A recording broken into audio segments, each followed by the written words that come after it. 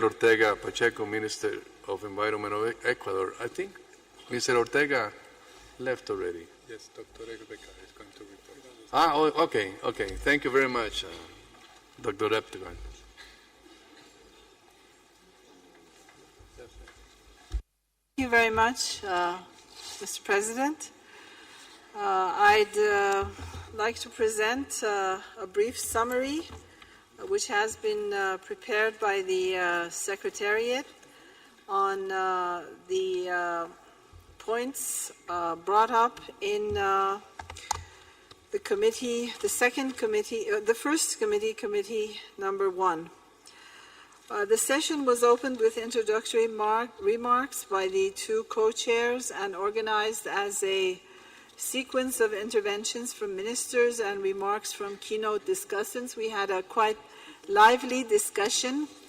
The co-chairs' remarks reflected on the nexus between health and the immune system and underlined the need for a transformative institution that addresses both environment and health issues, including a possible universal declaration of the rights of nature and international court of environmental justice.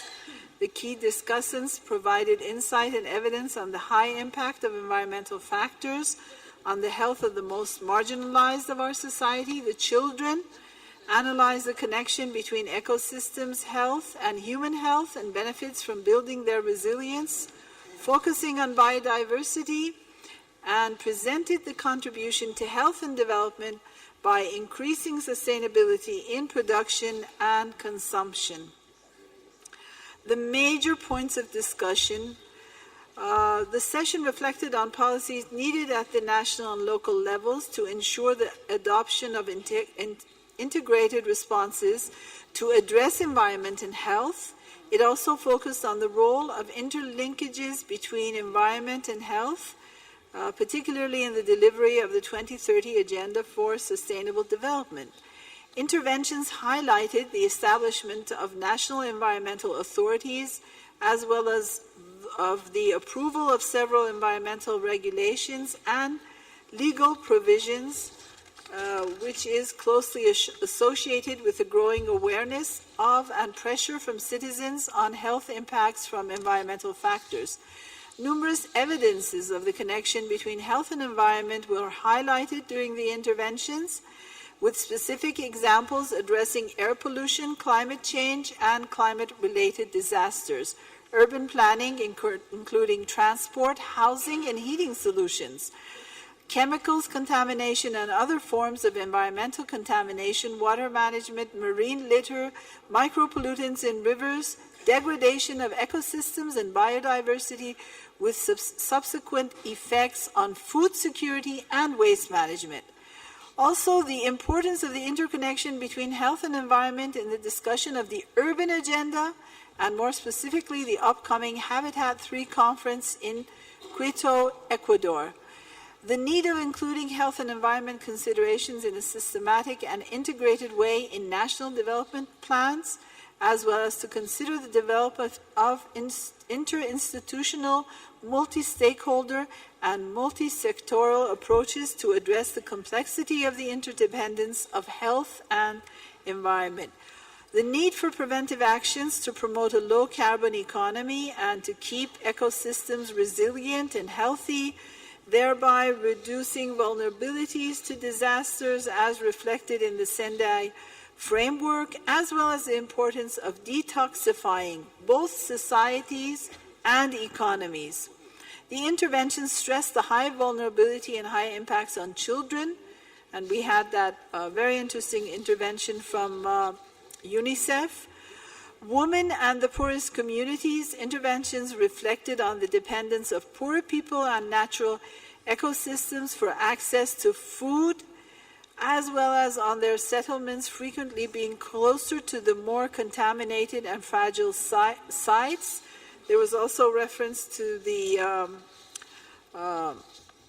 use of biodiversity for as therapeutic measures.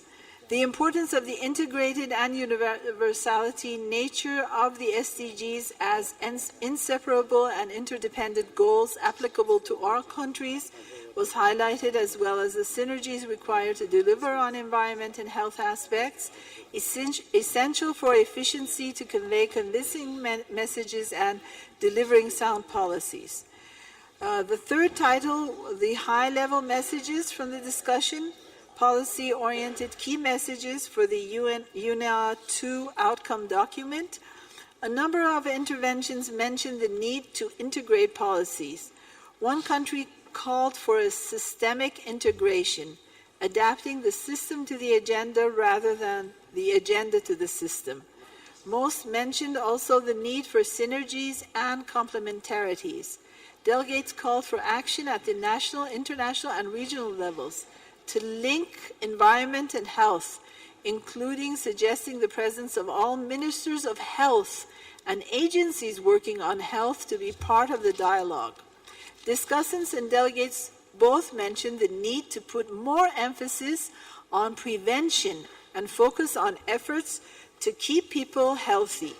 The interlinkages of health and environment are instrumental for the systemic integration envisaged in the SDGs. One participant commented that we do not have to adapt the 2030 agenda to the current system, but rather change the system to follow the 2030 agenda. The universal nature of UNEA should not be seen as a mere increase of number of participating countries, but also as an opportunity to enrich exchanges of ideas and approaches. Member states want to explore development alternatives in line with different cultures and in relation to the 2030 agenda. This may include consideration of new institutions that could drive transformational pathways in society and production and consumption patterns. And also the need for the recommendations of the UNEA 2 to be kept in mind for the HLPF was also brought up. Fourth item are the areas for UNEP follow-up. Numerous UNEP initiatives were commended, and their contribution to the delivery on health and environment was welcomed. This work includes new institutional arrangements for environmental governance, CCAC, voluntary initiatives to promote cleaner fuels and sound management of chemicals. The support to SICAM and the Minamata Convention was also brought up. UNEP's contribution to the implementation of the Paris Agreement was considered fundamental. A call to closer coordination between UNEP, MEAs, WHO, and other UN agencies was also expressed by all the participants. It was also noted that the government of France is hosting the Health and Climate Change Conference from 7th to 8th of July 2016. More specifically, UNEP was requested to provide scientific information to understand the global environmental challenges and their impacts on health. And it was stressed that this scientific information is quite instrumental in order for both the policymakers and those involved in both sectors, the environment and the health sector, to be able to provide correct policy based on sound scientific knowledge. Develop overarching policy guidance and assessment of alternative institutional arrangements to address these challenges, and UNEP should promote their implementation on the ground, including capacity building. So that was a summary of the issues brought up in Roundtable 1 on agenda item, healthy environment, healthy people. Mr. President, thank you.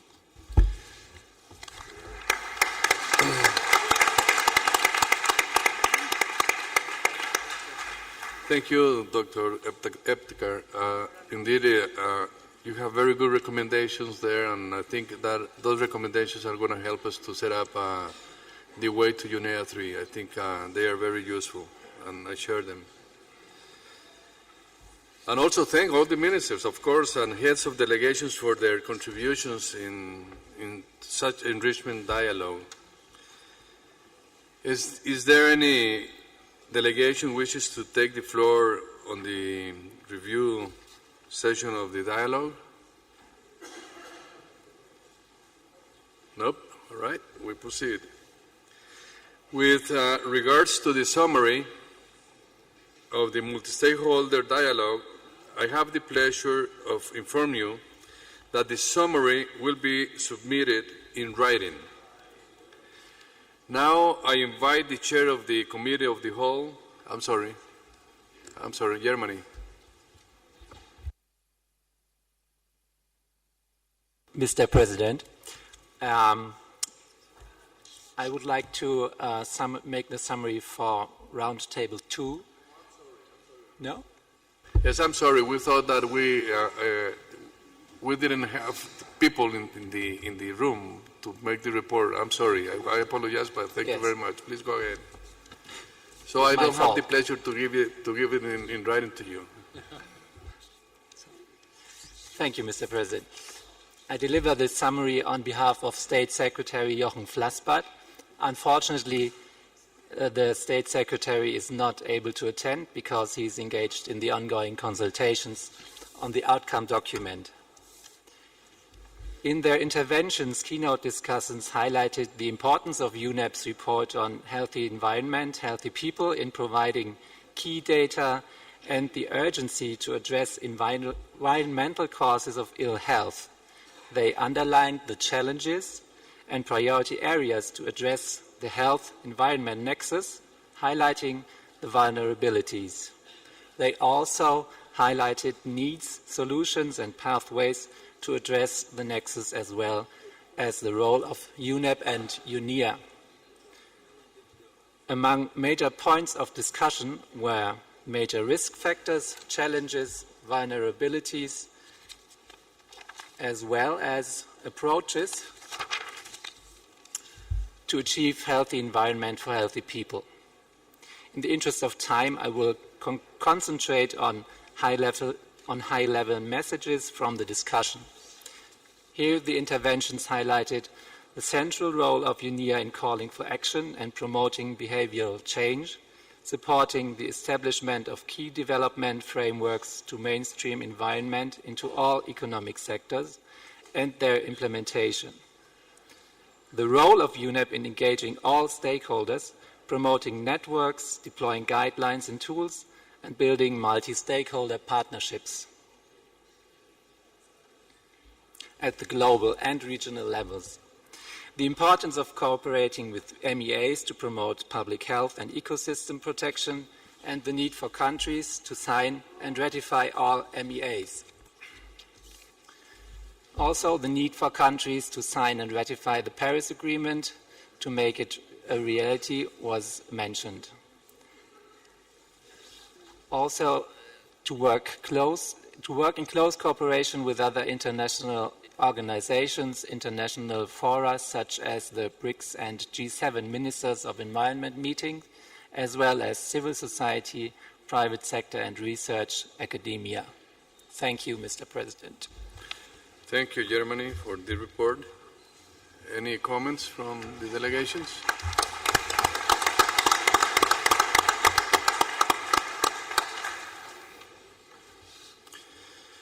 Now I invite the chair of the Committee of the Whole to present the results of his work. Idun?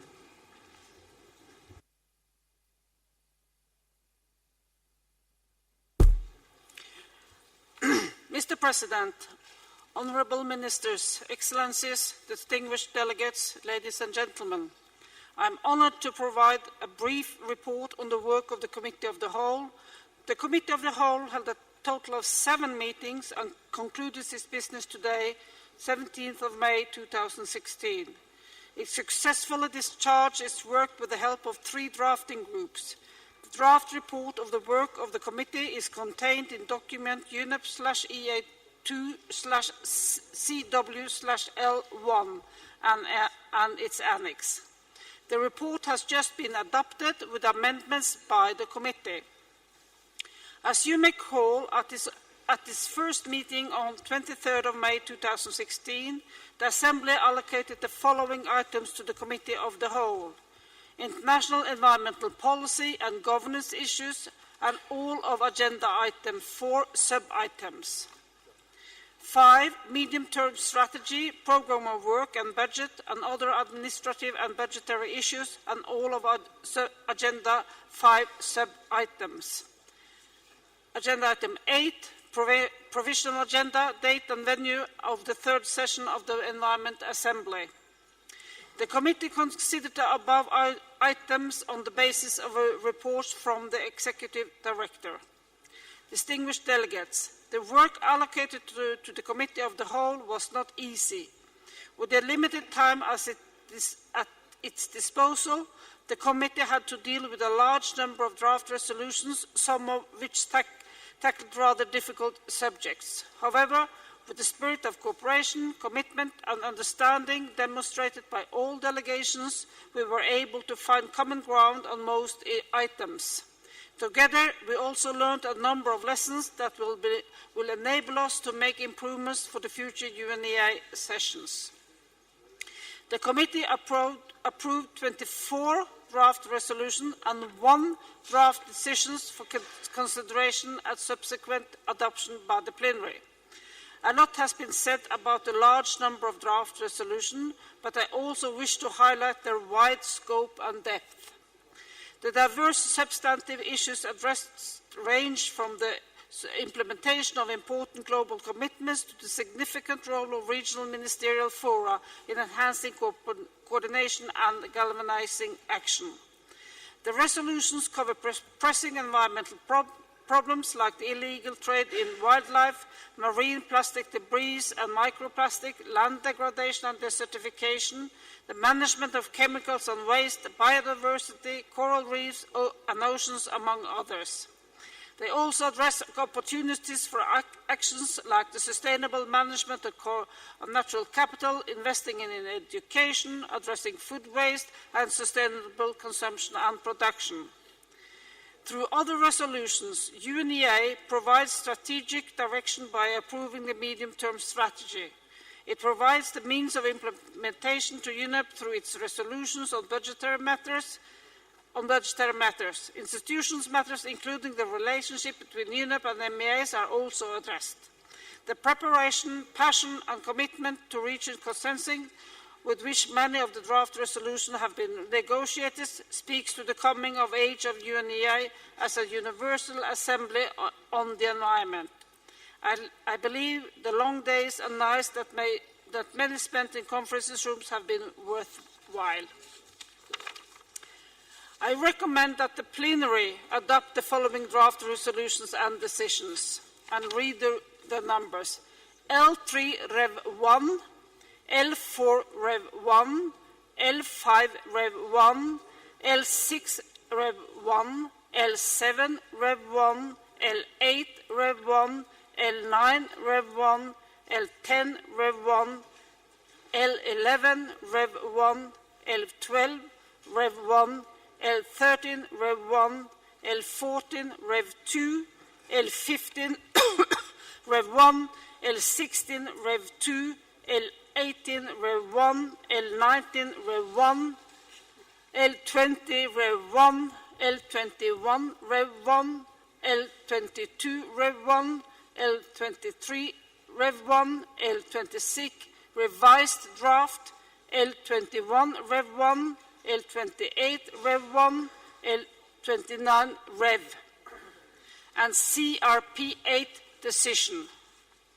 CRP 6 from drafting group 3 did not brought to consensus, and I bring it to the plenary, Mr. President, for your consideration. Before I conclude, allow me to thank the Bureau of the United Nations Environment Assembly of the United Nations Environment Programme and all of you for the opportunity to serve as chair of the Committee of the Whole. It has been a great honour and a most enlightening experience for me. I thank all member states for their hard work and support.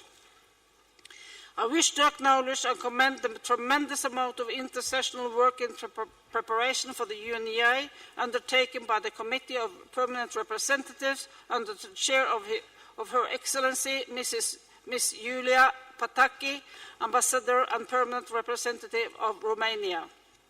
Achieving our objectives in the committee would have been impossible without the help, commitment and skills of a number of people. Without their untiring support and invaluable advice, the Committee of the Whole would have not completed its work.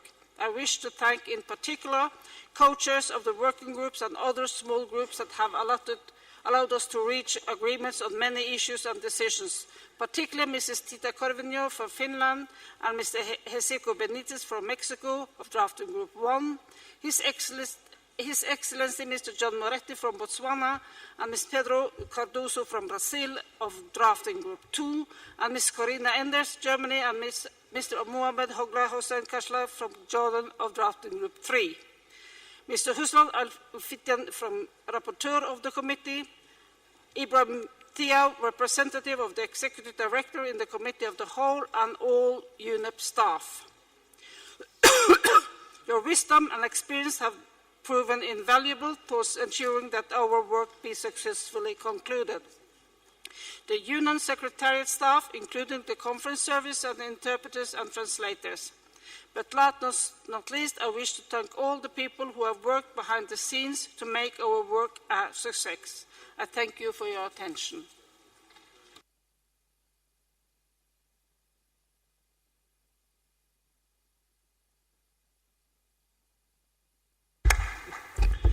Thank you very much indeed to Idun and all the chairs of the rafting groups for all your hard work in facilitating the discussions. Now I invite the co-chairs of the Working Party on Rules of Procedures to submit their proposal. I give the floor to Ambassador Conrad Paulsen from Chile and Mr. Jolyon Thompson from the UK. I understand Ambassador Paulsen will report. Thank you, Mr. President. I would like to present the report as co-chair of the Working Group on Rules of Procedure. I would like to thank my fellow members of the Working Group for the collaborative and friendly spirit which enabled us to reach agreement on a draft resolution quickly and efficiently. The draft resolution is a technical document which does two things. First, it amends Rule 18.1 of the UNEA Rules of Procedure so that the election of the Bureau will take place during the final meeting of the regular session of UNEA. Second, it amends Rule 20 of the rules to change the term of office of the Bureau so that its members will in future hold office from the closure of the session in which has been elected until the closure of the subsequent session. These changes will take effect from the beginning of UNEA 3, and for the avoidance of doubt, we have made it clear in the draft resolution that the current Bureau will continue to hold office for the duration of UNEA 3.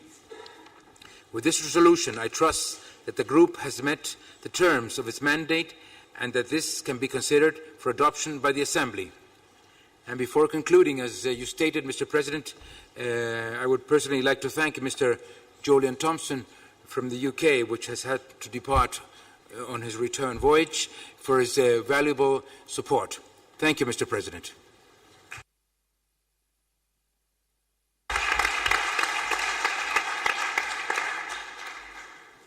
Thank you, Ambassador Paulsen. Now I would like to invite the plenary to consider and adopt the draft decisions and resolutions as submitted by the chair of the Committee of the Whole and the co-chairs of the Working Party on Rules of Procedures. Would the Assembly wishes to adopt resolution role and functions of the regional for a Ministers of Environment and Environmental Authorities?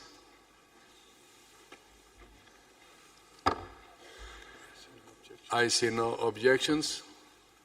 So it's adopted.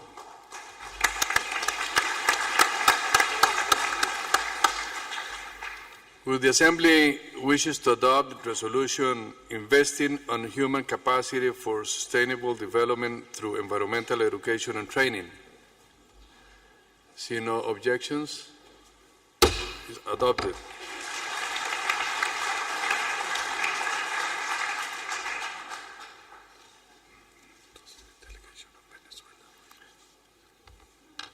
Venezuela, you have the floor.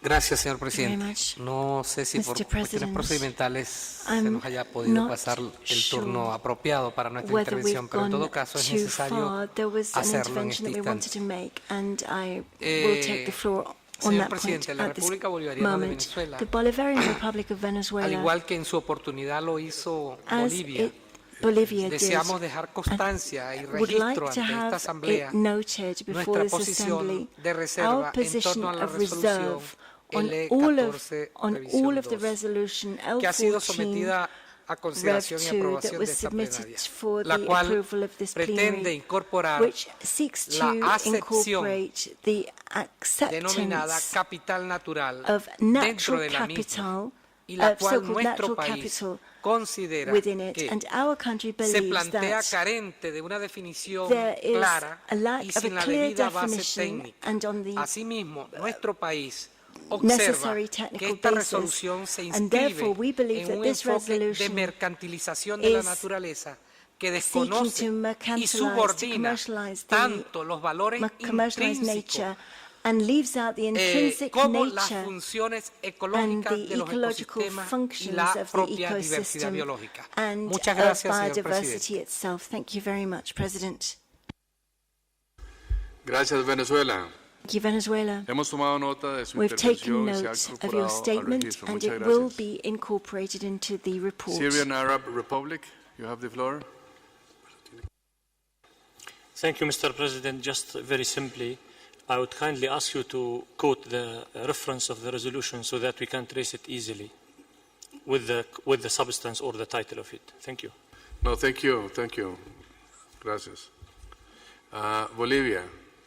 Bolivia, su intervención es en Bolivia, relación con is your statement L4, la resolución L4. with, to do with resolution Muchas gracias, L4. presidente. La L14 Thank you very y 18. much. Le L14 and agradecería si interviene cuando L18. lleguemos a Therefore, la L14. says the ¿Está bien? President, I'd prefer it Muy if amable. Gracias. if you would then intervene as we reach L14 and L18. So Thank we you so continue. much. Would the Assembly wishes to adopt resolution L5, role functions and modalities for UNEP's implementation of the Samoa Pathway as a means to facilitate achievement of the Sustainable Development Goals? No objections? Adopted.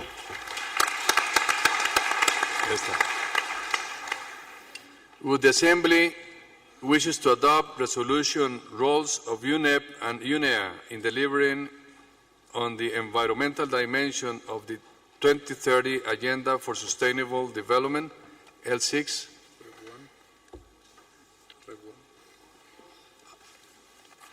I see no objections. Adopted.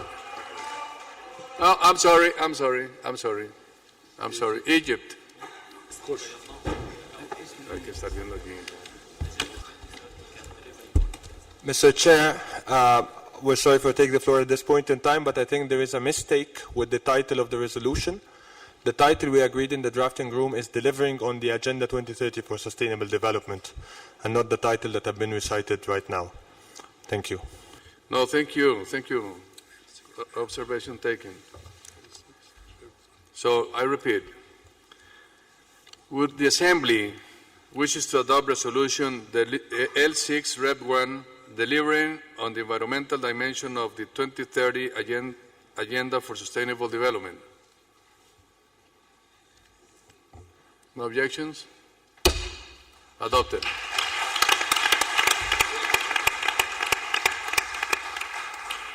What's this? Would the Assembly wishes to adopt resolution L7 Rep 1 supporting the Paris Agreement?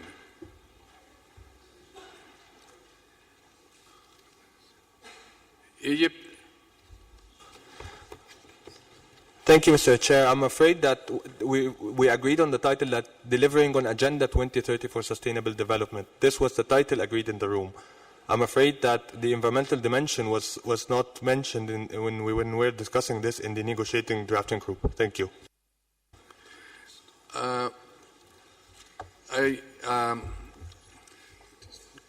it is noted, and it is noted and will be corrected in the records. Thank you.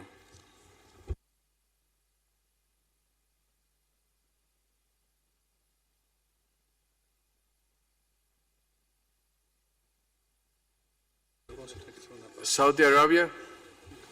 Thank you, Chair. Thank you, Mr. President. We have the same concern like Egypt. We are agreed on a certain title, but unfortunate for the two try to adopt this resolution. I think it is not reflecting the right title we are agree. So we are kindly to spill off that's the agreed title, and we can adopt on that agreed title. Otherwise, really we have a concern for the title. So we are kindly request you to read the exact title we are agree, and after that we can adopt that title here in the plenary. Thank you. No, thank you, Egypt, and I apologize. An observation is taken, and the thing is that I have a paper here with a lot of crossings and things, and but we are trying to read the title as it was approved. That is Resolution L6 Rev 1, delivering on the 2030 Agenda for Sustainable Development. Is that correct? Thank you. Would the Assembly wishes then to adopt it as a resolution? No objections? Adopted.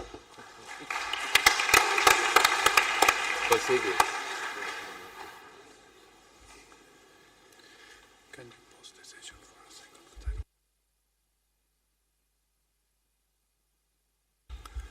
Let me see if I can get a hold of a clean list. Give me just 1 minute, please.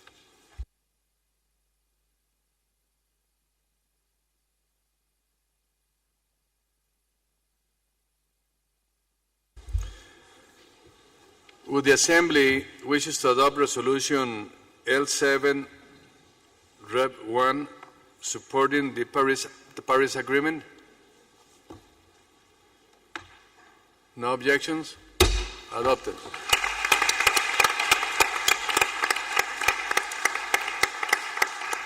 Would the Assembly wishes to adopt Resolution L8 Rev 1 Sound Management of Chemicals and Waste? No objections? Adopted. Would the Assembly wishes to adopt Resolution L9 Rev 1 Sustainable Consumption and Production? No objections? Adopted. Would the Assembly wishes to adopt Resolution L10 Prevention, Reduction, and Reuse of Food Waste? No objections? Adopted.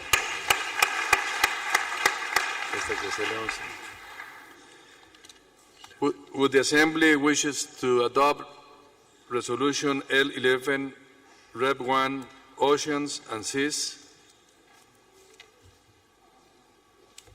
No objections? Adopted.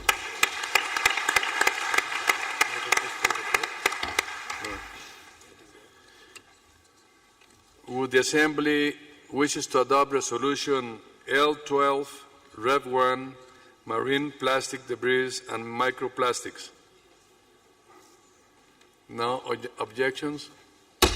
Adopted. Would the Assembly wishes to adopt Resolution L13 Rev 1 Sustainable Coral Reefs Management? No objections? Adopted. Would the Assembly wishes to adopt Resolution L14 Rev. 2 sustainable and optimal management of natural capital for sustainable development and poverty eradication. Bolivia.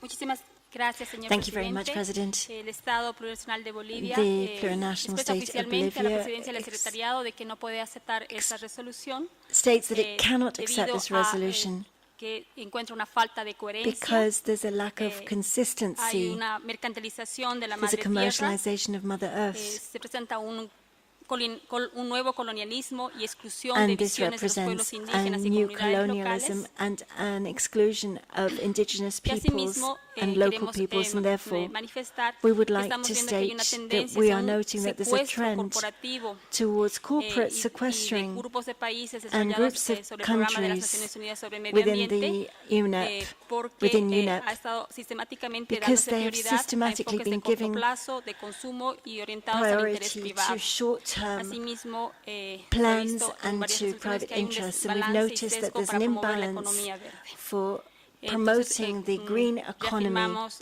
and therefore nuestra reserva we have a to esta give resolución a reserve en to todo su this documento. Gracias. draft resolution as a whole. Thank you.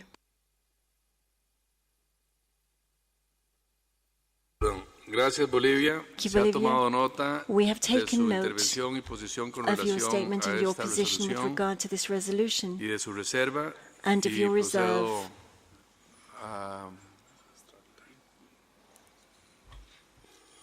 a que quede así en los récords de la Asamblea. Gracias. And it will feature in the Alemania. record of this meeting, Germany.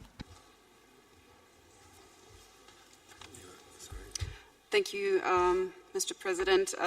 Unfortunately, I have to come back to Resolution L12 because the title there is also not correct. We agreed on litter instead of debris.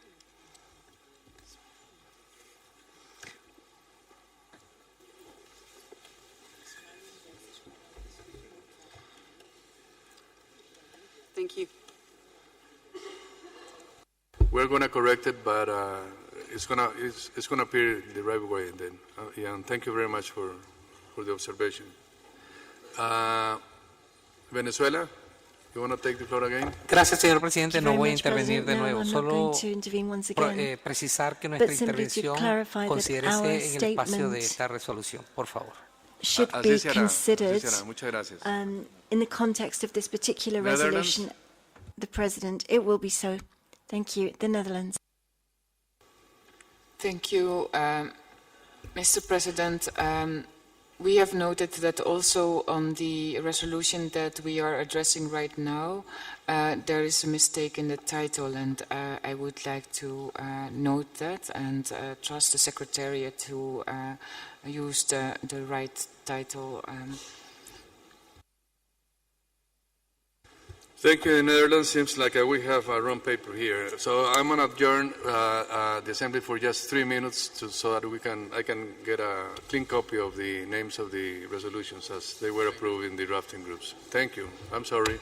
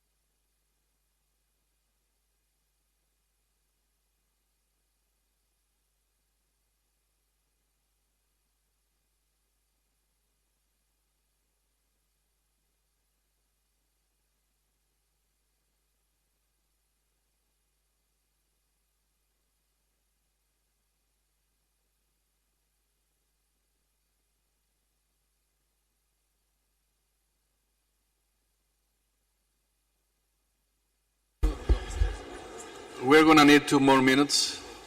Be patient.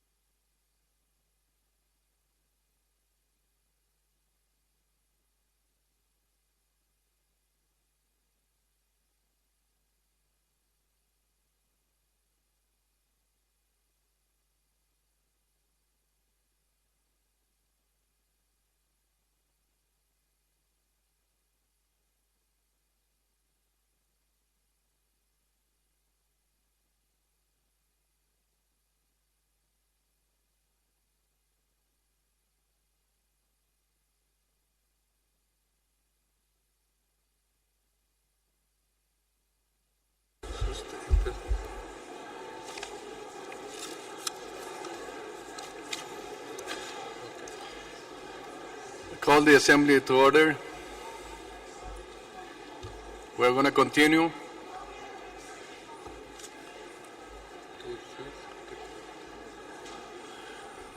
Thanks to the Netherlands, we're going to correct the name of the resolution L12. So, would the Assembly wishes to adopt resolution L12, marine plastic, litter, and microplastics?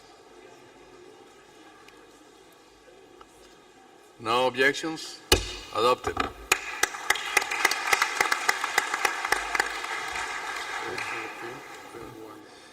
Would the Assembly wishes to adopt resolution L13, Rev 1, Sustainable Coral Reefs Management? No objections? Adopted. L14 ya lo vimos. Este ya lo vimos. No. Would the Assembly wishes to adopt resolution L14, Rev 2, Sustainable Management of Natural Capital for Sustainable Development and Poverty Eradication? Any objections? I see none. Adopted.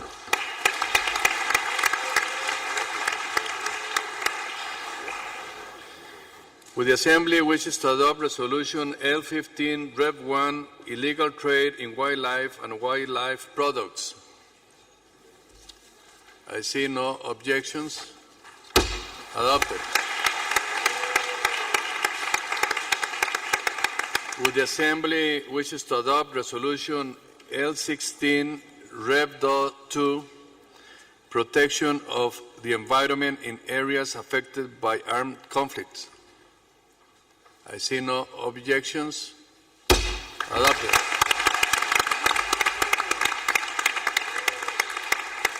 Would the Assembly wishes to adopt resolution L18, Rev 1, Mainstreaming of Biodiversity for Well-Being?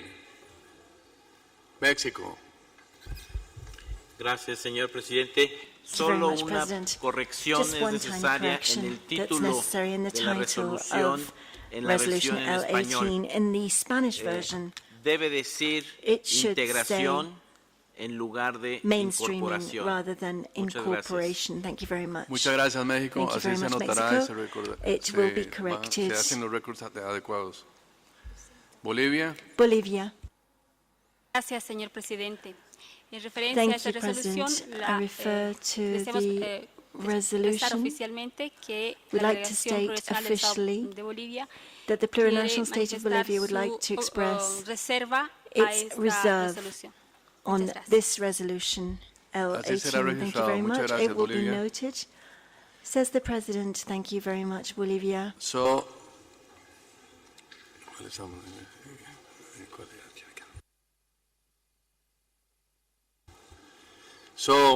would the Assembly wishes to adopt resolution L13, Mainstreaming of Biodiversity for Well-Being? As amended. No objections? Adopted. Would the Assembly wishes to adopt resolution L18, Rev 1, enhancing the work of the United Nations Environment Programme in facilitating cooperation, collaboration, and synergies among biodiversity-related conventions? I see no objections. Adopted. Would the Assembly wishes to adopt resolution L20, relationship between the United Nations Environment Programme and the multilateral environmental agreements for which it provides? No, I'm sorry. Yes, please. Is that the name? I'm sorry, but I mean... It is. It is? All right.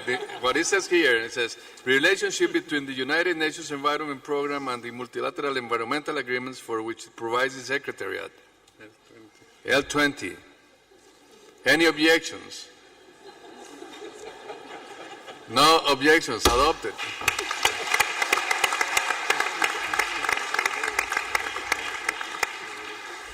Would the Assembly wishes to adopt resolution L21, midterm review of the Program for the Development and Periodic Review of Environmental Law, Montevideo Program 4. No objections? Adopted.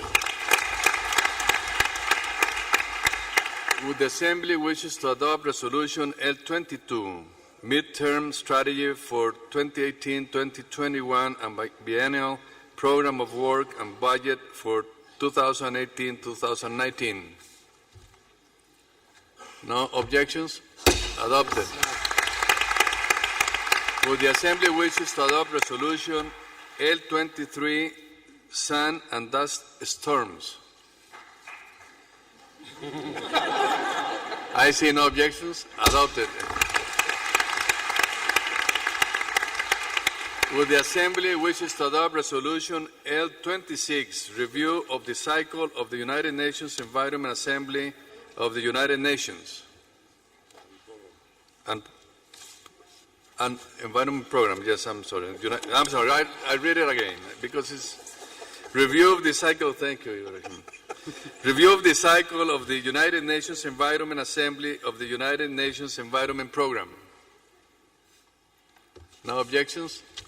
Adopted.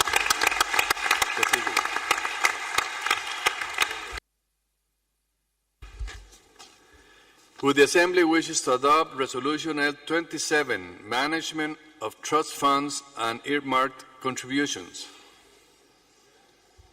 No objections? Adopted. Would the Assembly wishes to adopt Resolution L28, combating desertification, land degradation, and drought, and promoting sustainable pastoralism and rangelands?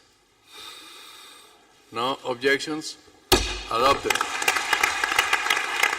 Would the Assembly wishes to adopt Resolution L29, applications of the Principle 10 of the Rio Declaration on Environment and Development in the Latin American Caribbean region? No objections? Adopted.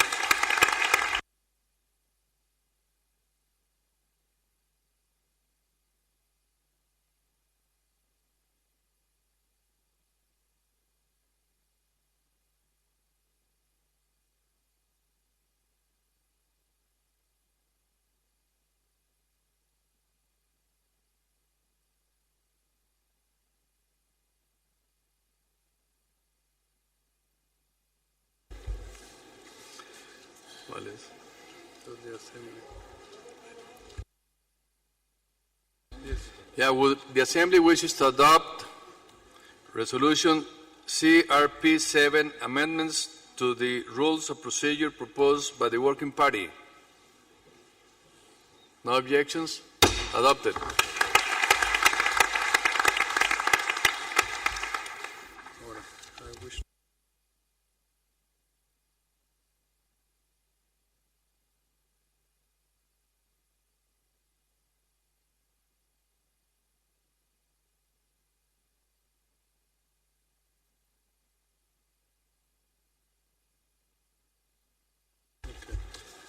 Would the Assembly wishes to adopt Resolution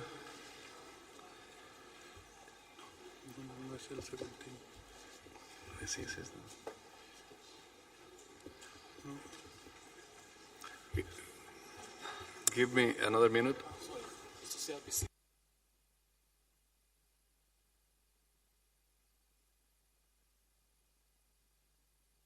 Submit for consideration. This one. I wish to submit for your consideration Resolution CRP 6, Draft Resolution on Field-Based Environment Assessment of the Gaza Strip. Argentina. Gracias, señor Thank you very presidente. much, President. Voy a hacer I will esta intervención make this statement en nombre del grupo on behalf de los 77 of the más group of China, 77 in China. y esta resolución, This como se vio resolution, en el comité del CAO, in fue también the Committee of the copatrocinada Whole was por co-sponsored Turquía. by Turkey.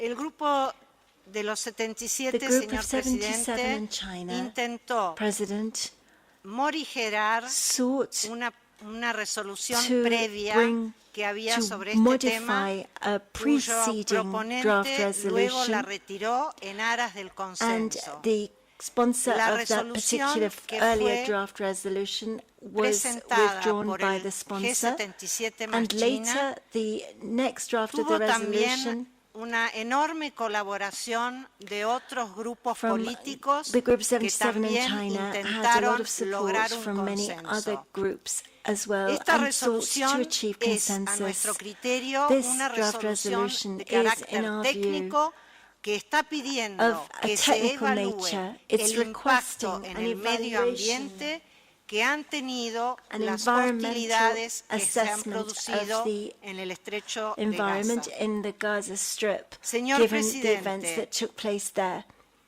Sería President, un antecedente muy negativo, it would be lo most comprendemos, negative que esta resolución in our se understanding someta a if votación. this Pero resolution were to be realmente submitted to a las vote. partes involucradas han However, the cedido parties en gran involved medida todo lo que han podido have done y ha everything habido that they una can, parte que and se ha there mostrado has intransigente. been one party that has Por eso, remained señor intransigent. Presidente, someto Therefore, a su President, consideración y a su President, I orientación put to your la consideración decision de the esta consideration resolución. Muchas gracias, as to señor how Presidente. we can proceed Gracias, with this Argentina. resolution. Thank you so much, Argentina, Morocco. says the President. Morocco, you have the floor. Thank you, Mr. Chairman. I would like to add my voice to that of my friend and distinguished delegate of Argentina. I would also like to add that Morocco, in the name of the Arab League of States, requests the Assembly to adopt Resolution CRP6 on field-based environmental assessment in Gaza Strip. We are making such a request in the spirit of preserving the consensus that prevailed in UNIA 1. In this, Mr. Chairman, we are also animated by a genuine desire to reinforce the unity of this Assembly and to express our support and appreciation of the tremendous and highly dedicated efforts of the Executive Director, Dr. Achim Steiner, to leave behind a legacy of a UNIA that encompasses all in our collective endeavor to preserve a safe and healthy environment for our future generations. Our position that received the full support of G77 and China is in line with our desire to ensure that consensus is reached. This is evident in our decision to withdraw the initial resolution tabled by the Kingdom of Morocco in the name of the Arab League of States in favor of a less controversial text presented by the G77 and China, and by our efforts demonstrated all throughout the preparatory process, the open-ended CPR, and this ongoing assembly to bring everybody on board and agree on consensual text. I would also like to recall that this is based on previous resolutions that were adopted by UNEP. Thank you, Mr. Chairman. Thank you. Israel.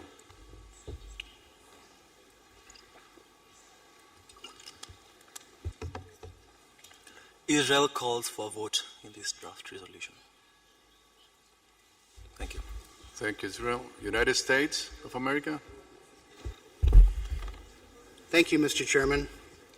Or Mr. President, I beg your pardon. Mr. President, I think like Argentina, we feel that it would be most negative if this resolution were submitted to a vote. We think that a great deal of work has taken place over this past week. Many parties have engaged, and I think engaged in good faith in an attempt to find a way forward here. But I think it is really not the case that there is only one party who remains intransigent. I think it's not been possible among the parties, and I won't speak for the numbers, but among the parties to find a way forward. So I think from our perspective, Chair, it would be preferable simply to withdraw this CRP and not insist on a vote at this time. And I wonder if we could make this proposal to you. Thank you.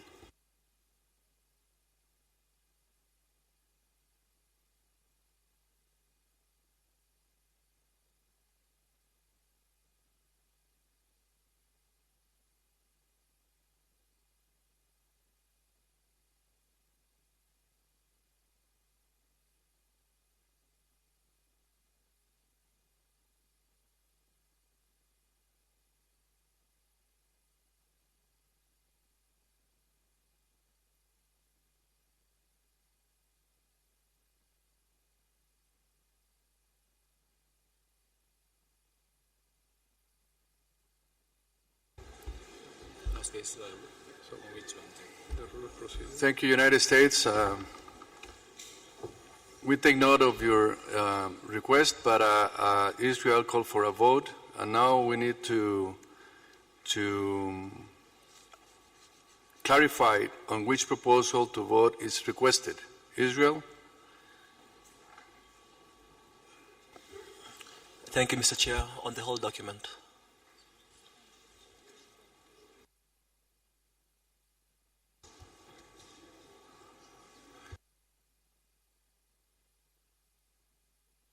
My understanding, yes, please. Go ahead. Is it my understanding that is CRP6?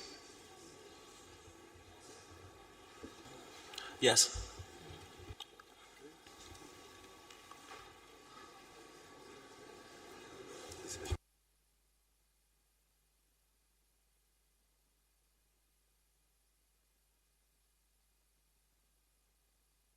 The interpreters regret the fact that they have now exceeded their interpretation time and they will have to leave. The new team will come in at midnight. Thank you.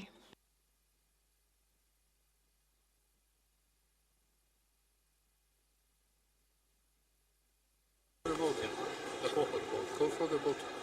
Here. Because a member state has called for a vote, we are in a voting process, so there is no interventions. No intervention.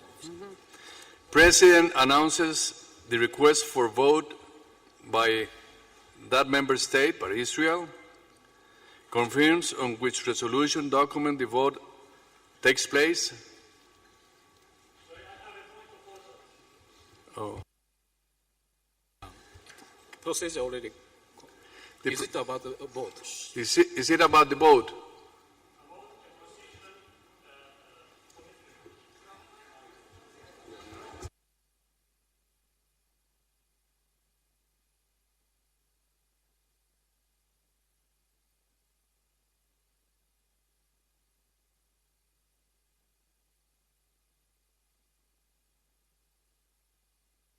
Procedure. Is it a point of order on the procedure? Of the vote. Of the vote. Okay, thank you. Go ahead.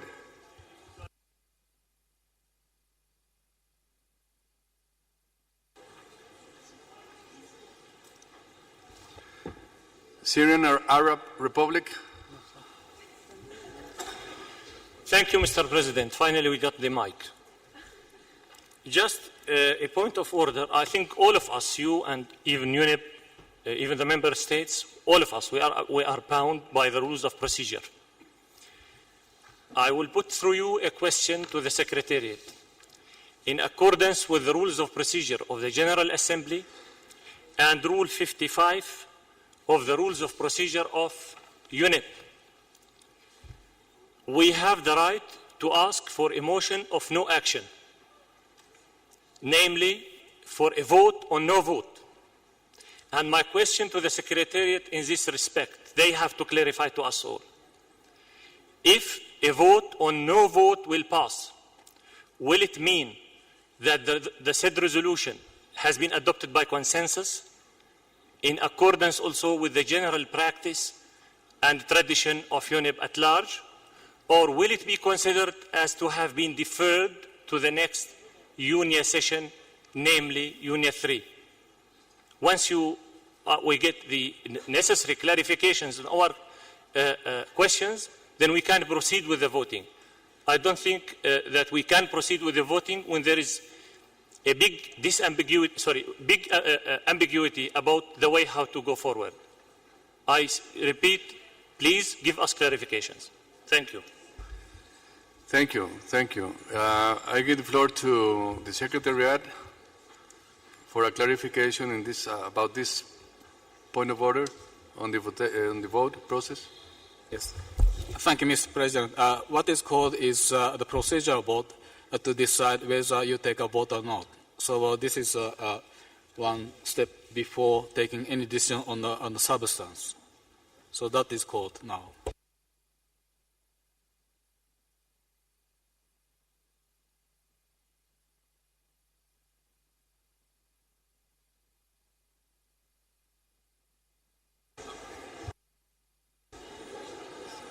Give us a minute, Syrian. Give us a minute.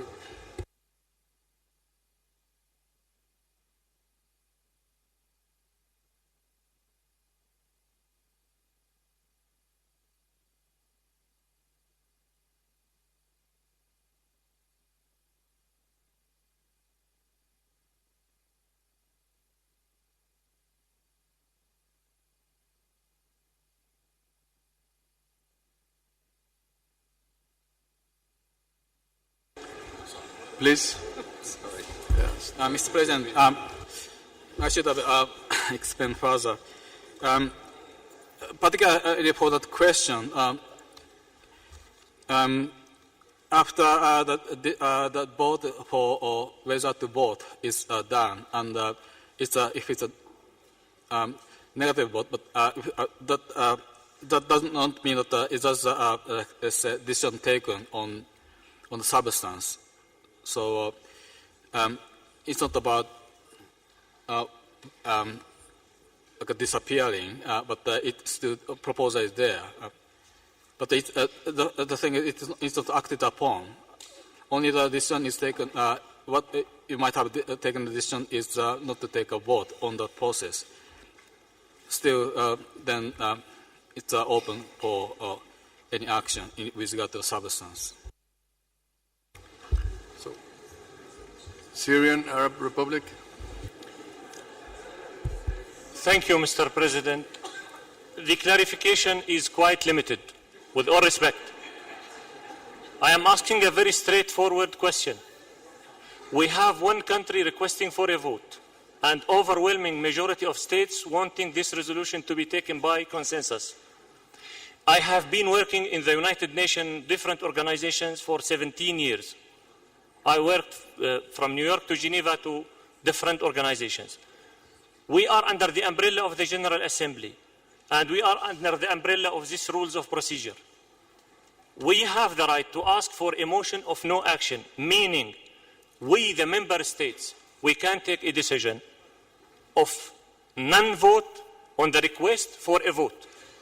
And if this request of non-vote on the request for a vote will go through, it means the resolution will pass unanimously, with the right of the concerned state to express its reservations in accordance with the position just illustrated by the distinguished delegate of Bolivia.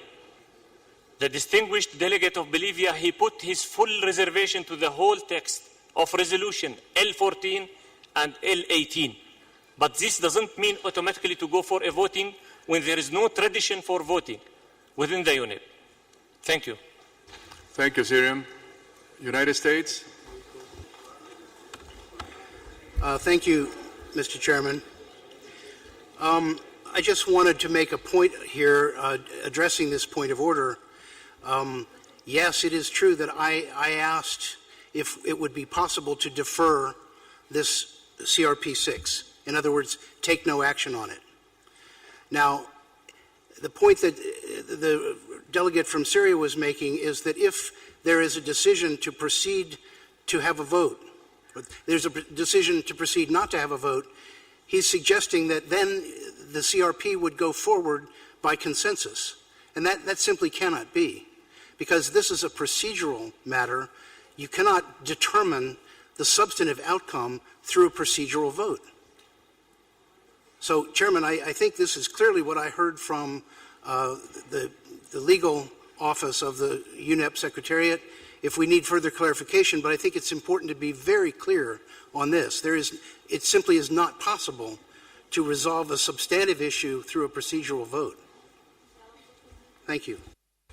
Thank you, United States. I'm going to stop here just for a consultant here with the Secretariat, the way to proceed. Please give us a couple of minutes.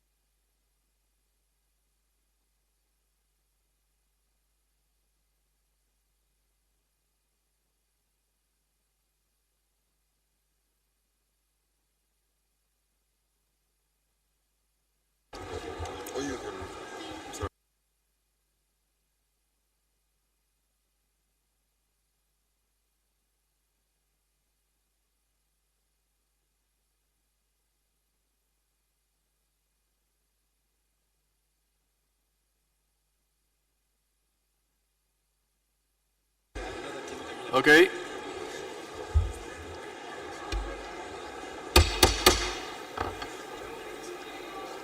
I give the floor to the Secretariat. Please, Masa. Yes, thank you, Mr. President. So, with regard to the question put forward by the representative of Syria, the consequence of having this procedure vote for no action, that if it's adopted as agreed to take no action, the consequence is that it doesn't affect the resolution itself, and if it just and the resolution stays as it was. And that does not mean that it's adopted by consensus or anything, but it is not acted upon, and you're not going to act upon by the voting on that particular procedure.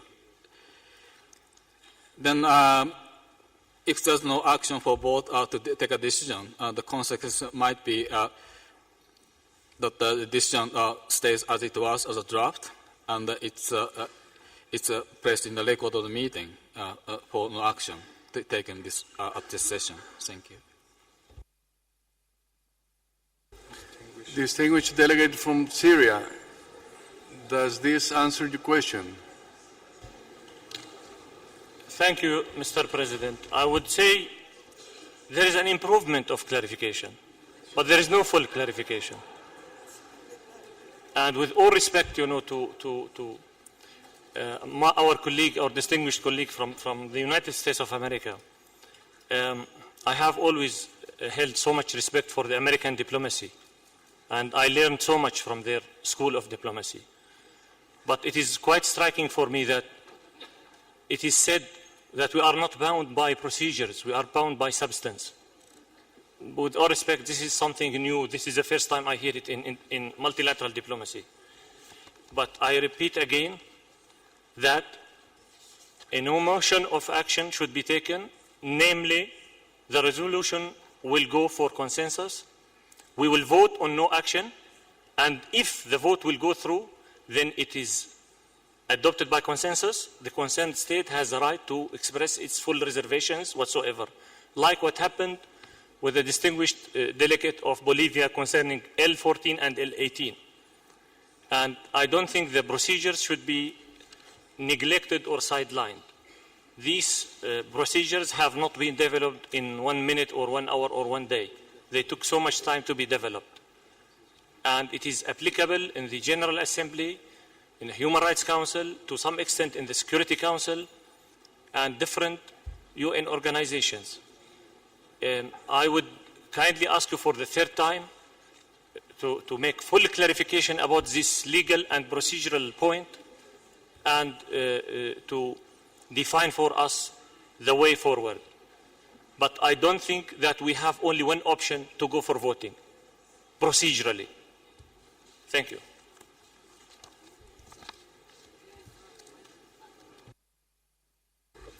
Syria. Distinguished delegate from Syria.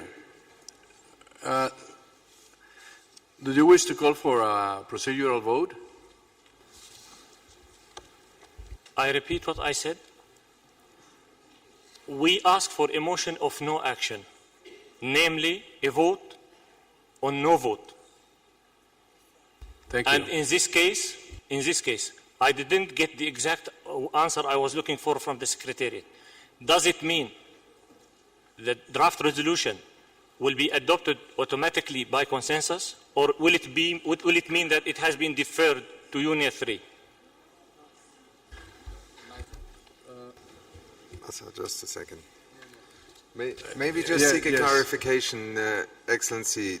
Are you referring to Rule 55, paragraph point 2? Just to clarify on what basis the point of order is being made, so that we can make explicit reference to the paragraph that you are referring to in making the point of order. We just have to be very step by step. Yes, it is Rule 55 of the Rules of Procedure of UNEP and the Rules of Procedure of the General Assembly too.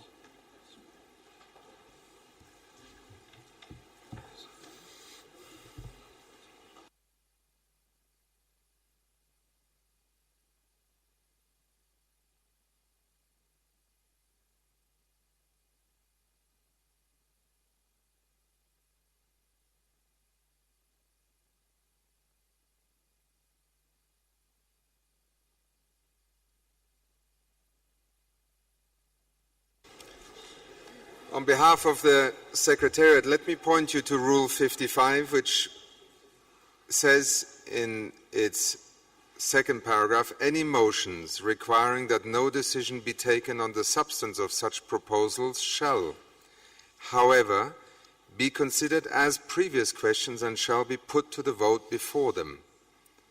So it is our understanding in the Secretariat with legal advice that you may, as an assembly, put forward a request for a procedural vote on whether you wish to vote on the proposal that in this case Israel has called for a vote on. And it is quite clear that should that be rejected, then a vote on the actual decision is to be taken. These are the rules of procedure of the United Nations Environment Assembly as provided to us and interpreted by our legal counsel. So just to be on the third attempt, very clear, if you look at Rule 55, you can all look it up on the UNEA app. I'll read it again. Any motions requiring that no decision be taken on the substance of such proposals shall, however, be considered as previous questions and shall be put to the vote before them. Unless there are any objections that disagree with this rule, then the President's question to Syria is, do you wish to propose to the Assembly that a procedural vote be taken on whether to vote on CRP 6? And if that vote is positive, then the Assembly proceeds to vote on CRP 6 as requested and called for by the distinguished delegate of Israel. Should the Assembly decide by majority in the way that it is qualified by our rules of voting not to proceed to a vote, then the Assembly has decided not to vote on that proposal, and that will be recorded in the minutes of the meeting, and therefore no action will have been taken by this Assembly. I hope that clarifies it, and if anybody wishes to challenge this interpretation or ruling by our legal counsel, then please do advise us so. Otherwise, the next point has to be for the President to request Syria to indicate whether on its point of order it wishes to call for a procedural vote. If not, then the President has to, by rule of procedure, proceed to prepare for the vote called for by Israel. Thank you.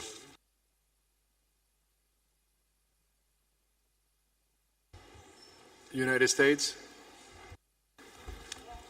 Thank you, Mr. President, and I very much appreciate the clarification from the Executive Director just now with regard to Rule 55, Paragraph 2. Just one clarification of what I had suggested, because after the proposal for a vote, I said I think it would be a mistake to have a vote in this body, and I asked if we could consider setting aside CRP 6. And so that proposal to set aside CRP 6, in other words, not to proceed with this, is a procedural motion that I believe under Rule 55, Paragraph 2, precedes the request for a vote on CRP 6 and should be considered first. Now, my proposal is different from that of the delegate of Syria. My proposal is to set it aside. His proposal is to call for whether or not to have a vote, as I understood him. But I think that my proposal preceded his proposal, and we should make that determination first. Thank you. Syria.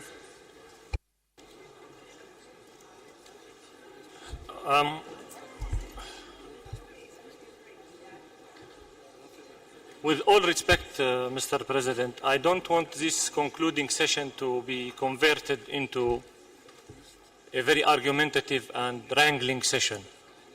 On the contrary, the main objective of my intervention is that we should maintain the solidarity and the unified way of procedure within this august body. the interpretation just presented by the executive director is quite helpful in the first part of what he said. He understood me correctly on the sense that I am asking for a vote of no action.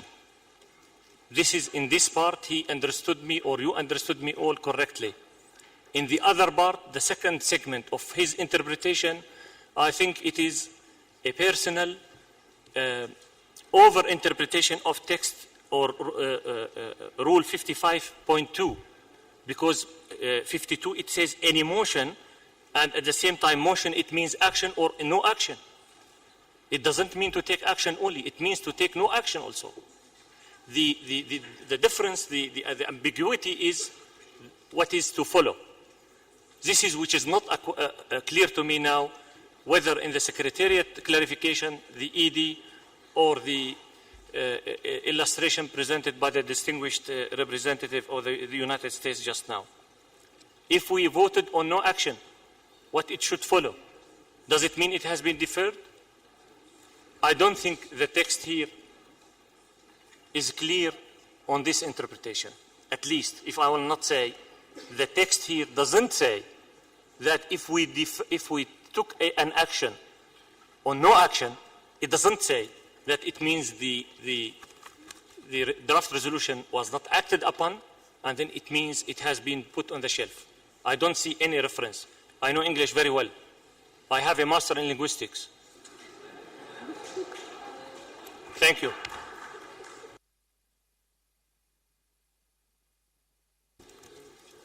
Excellency, I, on behalf of the Secretariat through the President, can only point to you or point you to Rule 55, which does not use the term no action.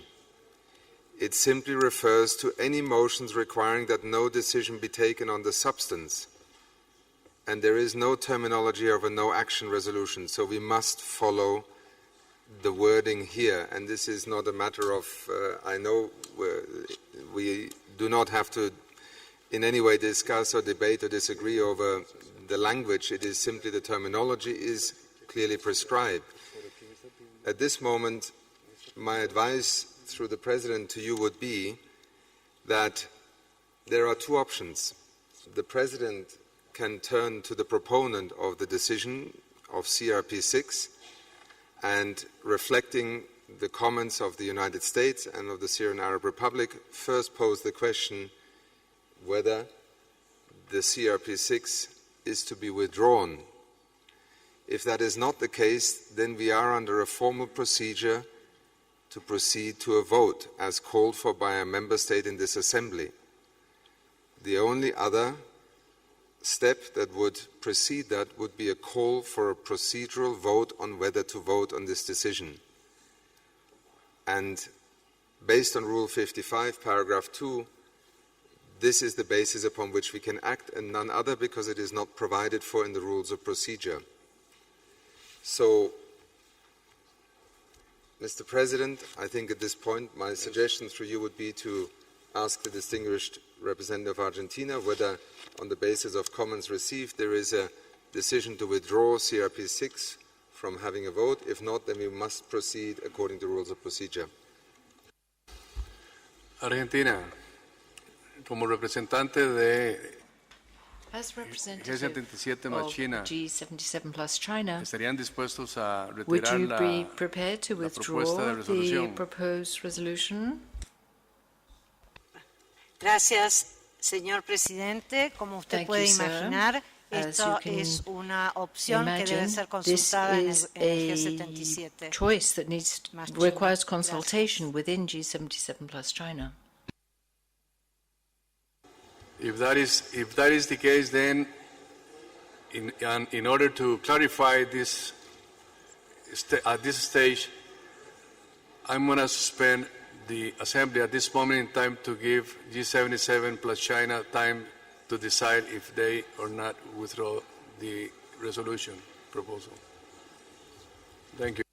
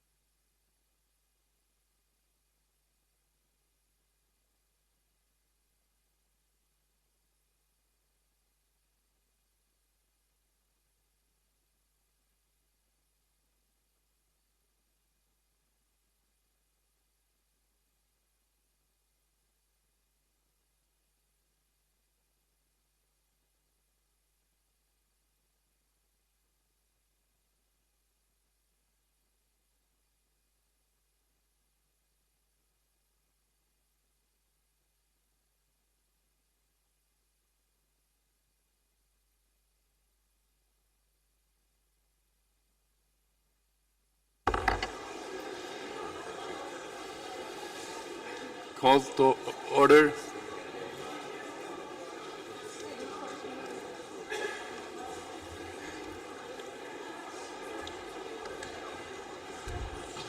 Argentina. Gracias, señor presidente. Thank you, sir.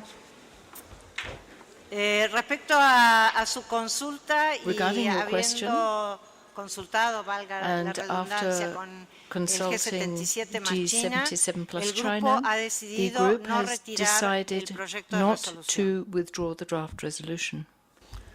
Gracias, Argentina. Thank you, Argentina.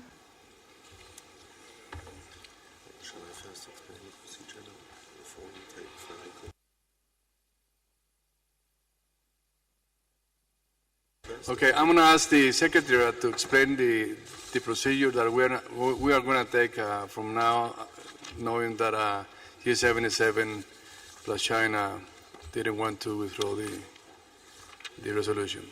Please, Edie. Thank you, Mr. President. Given the announcement by Argentina that CRP6 is not withdrawn, the President now has the obligation to proceed on the basis of a call for a vote issued by Israel.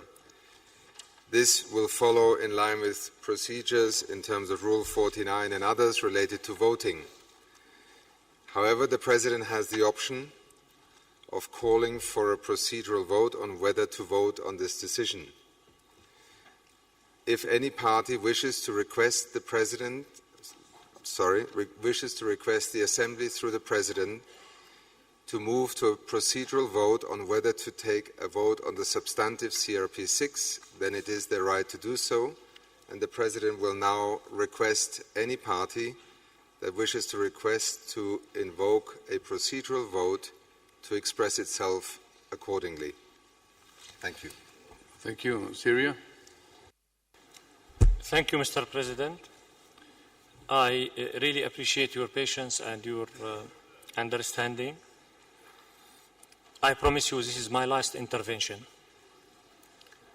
But I want to put on record 2 or 3 main issues. Number one, the interpretation offered to us concerning Rule 55.2 is clearly subjective, because emotion linguistically means when you take emotion, and in UN culture at large, it means to take action and to take no action. This is number one. Number two,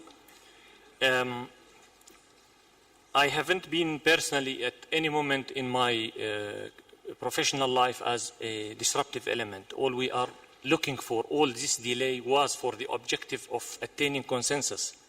On the contrary, my conviction is that today there is an assassination of consensus, and the UNEP will pay negatively and dearly for this, I would say, breakdown today. My final point is that this rule of procedure of the UNEP, it offers more questions more than answers, and it really needs revisiting and reconstruction. Because if I have to pose questions, I can pose 15 questions, and I am sure there is no answers within this book for my questions.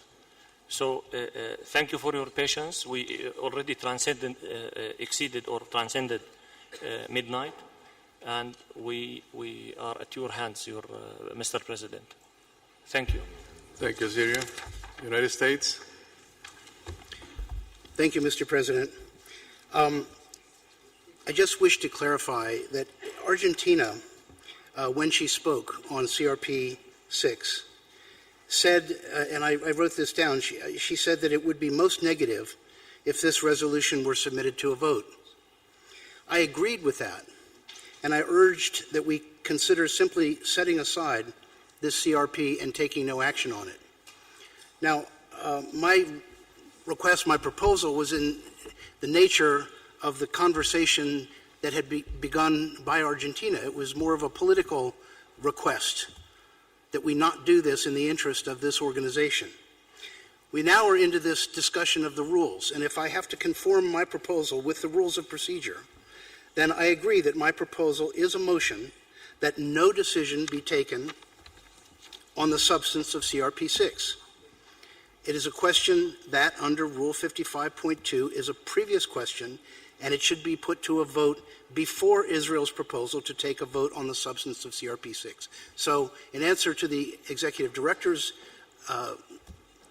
observation, yes, I am requesting that we take a vote first on whether to vote. Thank you. Thank you, United States. I give the floor to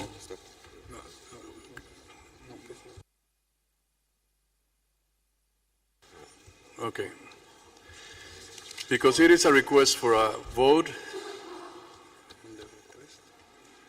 on the request by the delegation of USA, it is my consideration that it will entail a double vote.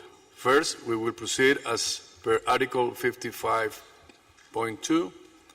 The Assembly will now consider a procedural action of no decision to be taken. I propose the Assembly will proceed through a show of hands. All member states with the rights to vote as per Rule 48 have received a pink name card to allow to express their decision. I propose to the Assembly to continue the vote by show of hands. The delegations in favor of proposal contained in CRP 6 will be invited on the procedural vote, no action taken, will be invited to raise their hands as follows. I also request member states to maintain their card raised to allow the Secretariat to count the votes. Just 1 second. Can I give the floor?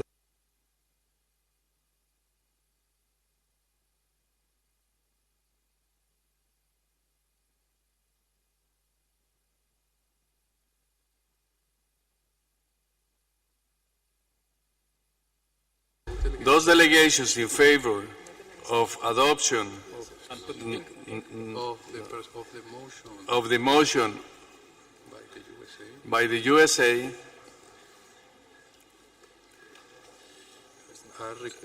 are requested to present a card, the pink card.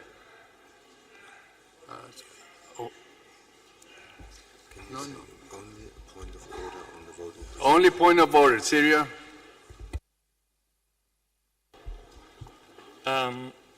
Mr. President, with all respect, I said I will not take the floor again, but it seems to me there is a very clear manipulation of procedures here. There was a delegation in this room who asked first, before all, for a vote. And then we asked for a clarification on a rule of procedure 55. And then, number 3, the distinguished representative of the United States asked for withdrawal of the resolution. And number 4, now he is asking for a no action on the resolution. I would kindly ask you to explain to those in this conference room what we are going to vote on, because so many delegates came to me asking me what we are going to vote on.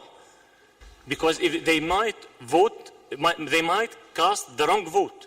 So they should understand we are voting on freezing the resolution. This is the meaning. We are now voting according to the United States proposal on postponing the resolution and freezing it. And what is the next step if the vote will be down, if it will be turned down? This is for the Secretariat and the side who proposed the action. Thank you. I'm going to give the floor to the Secretariat for a clarification to answer.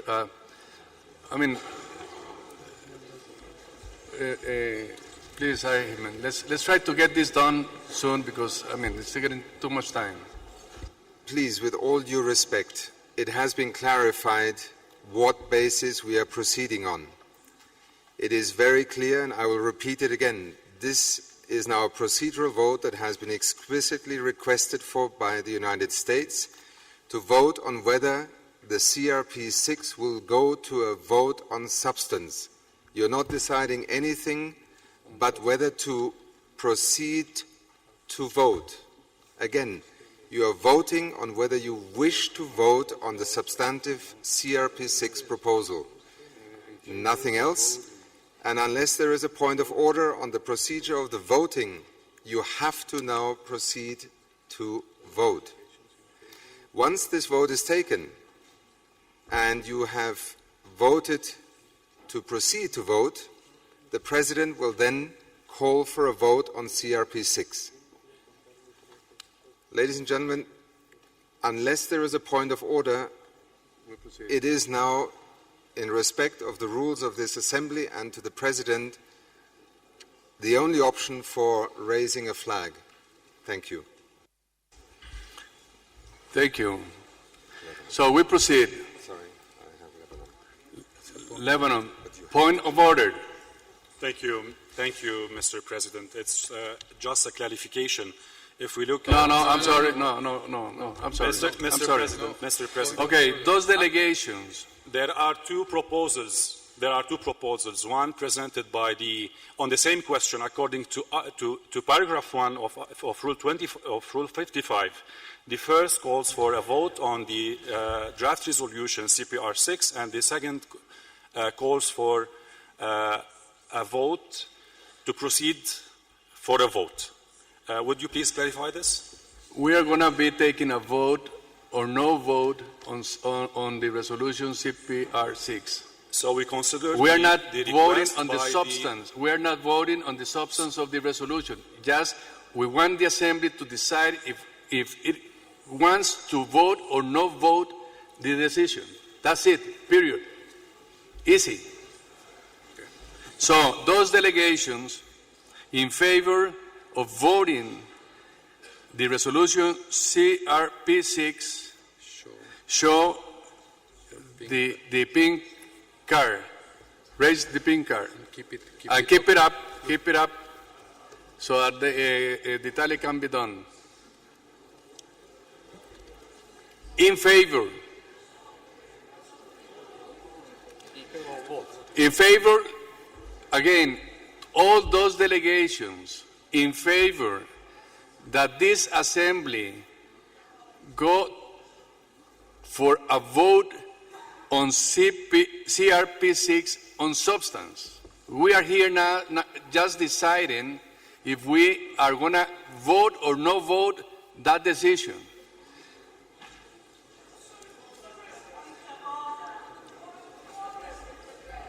We are in the process of voting.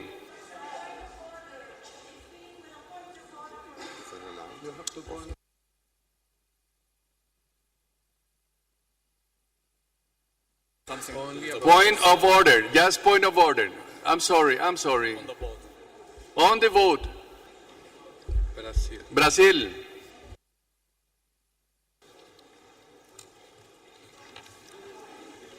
Thank you, Mr. President, and I apologize for interrupting again at the commencement of the voting. But I think that the United States proposal was not formulated as you are putting now.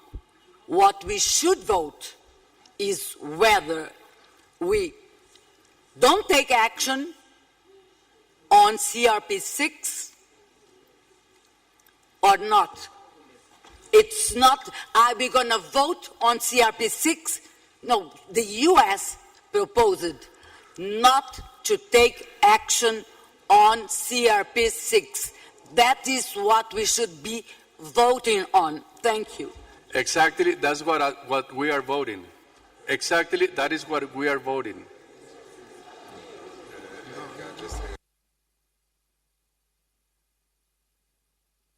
Just hang on a second. Let's have them talk.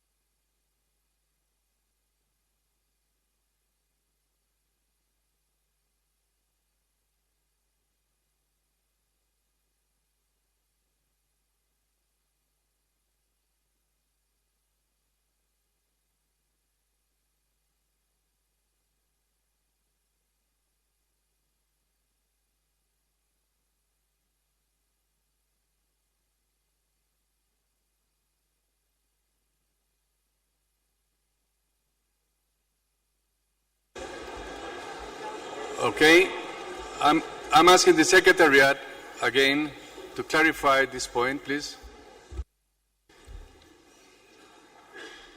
When the United States made its first intervention, then indeed the comment was phrased in the way that the ambassador of Brazil has explained it. However, in the intervention following the break and returning, the intervention, as we had understood in the Secretariat of the United States, was requesting a vote on procedural terms as to whether this Assembly wishes to vote on the substance of the resolution. However, in view of Brazil's request, it is the President's privilege to ask the United States to clarify this, since this was made as a point of order. Should the United States confirm that it was its request through the President to the Assembly to take a procedural vote, we must continue with the vote. So, President, my advice to you would be to seek the United States confirmation of the understanding that you had received a request to proceed on a procedural vote as to whether to go on to vote on the substance of CRP 6.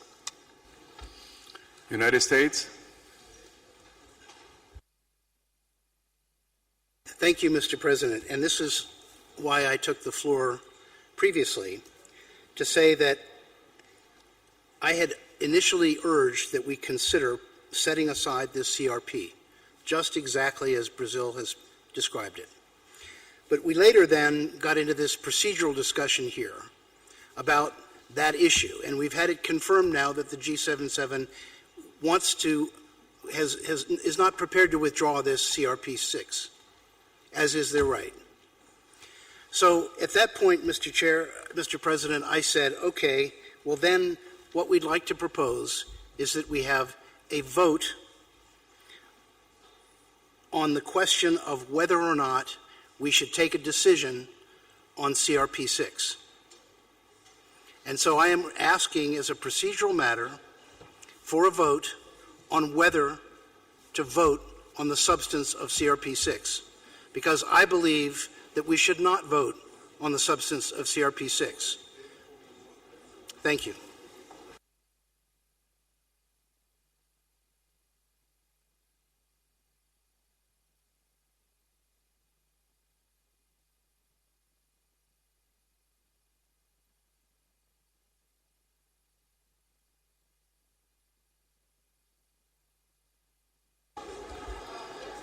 So based on the clarification of the United States, the point of order is not necessary, so we proceed with the vote.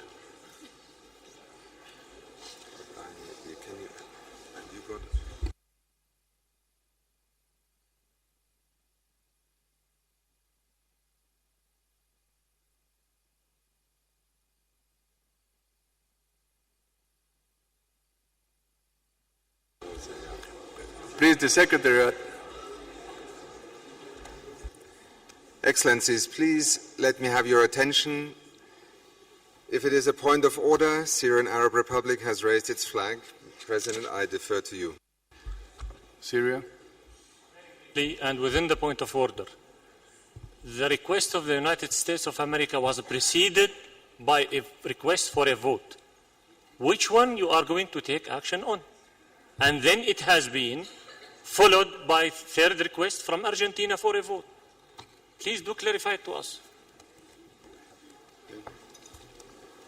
Excellency, how else can we put it than to have explained repeatedly that at this point in time the Assembly through the President, as a member state through the President, has formally requested that a vote be taken in procedural terms on whether this Assembly wishes to vote in substantive terms on the CRP 6. So at this stage, I must ask you to respect the procedure.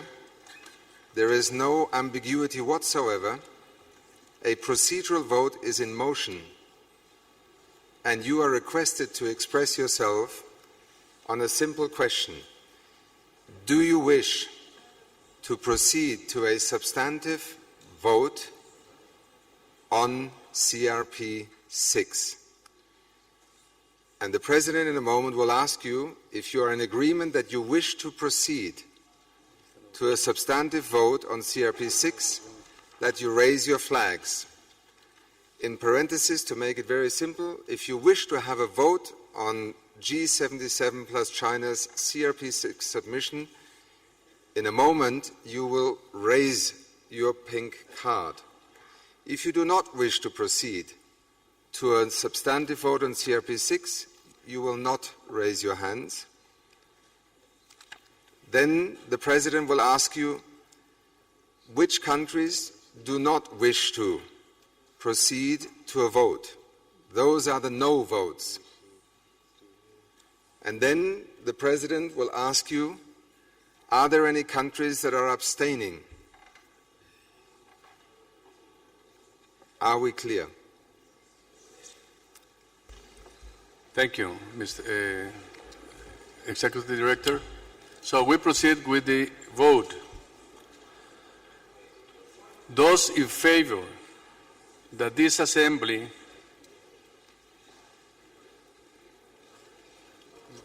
proceed on the vote of CPR 6 on the substance.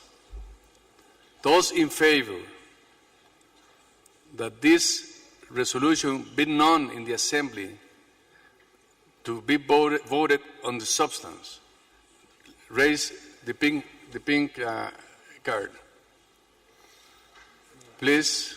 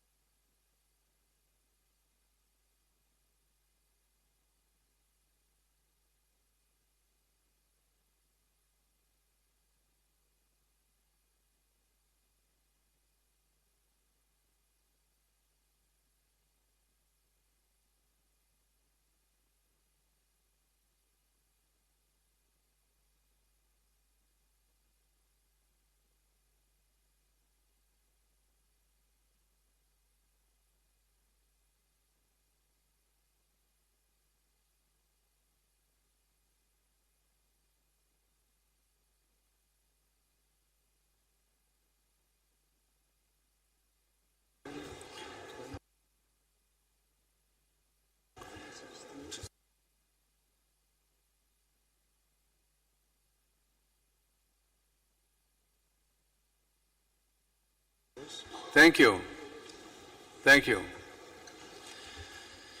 Those who are opposed to proceeding to a vote CPR 6, raise your cards, please.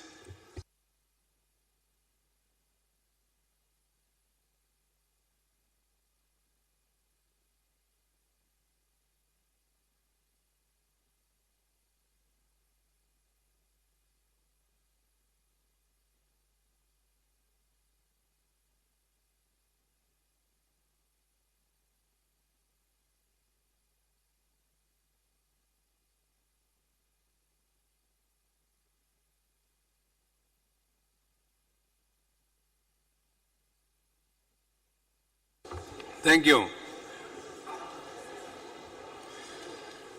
Those who abstain to proceeding to a vote to CPR 6, raise your cards.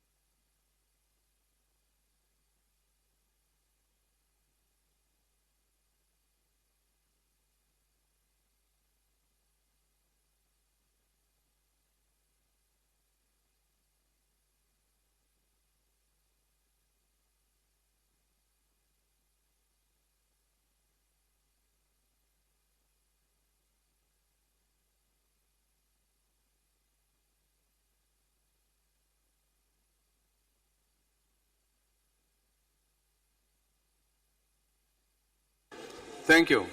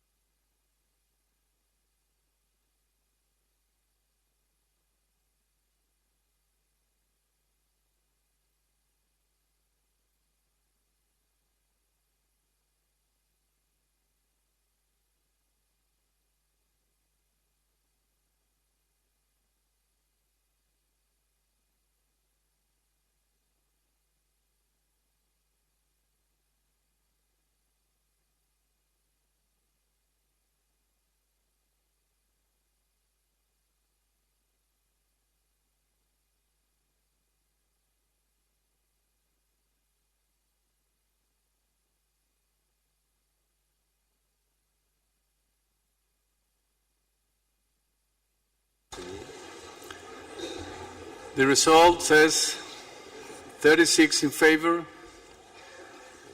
4 against, and 35 abstain. Please, the Secretariat, refer to this. Mr. President, through you, Excellencies, ladies and gentlemen, under Rule 32 of a quorum for a vote, the presence of a majority of the members of the United Nations Environment Assembly shall be required for any decision to be taken. In the instance of the United Nations Environment Assembly, that number is 193, which translates into a quorum of 97. In this instance, for this vote, the quorum is not achieved. Therefore, this vote to proceed cannot be deemed to have been valid under the rules of this Assembly, Rule 32, in which case this Assembly cannot proceed to a vote on CRP 6.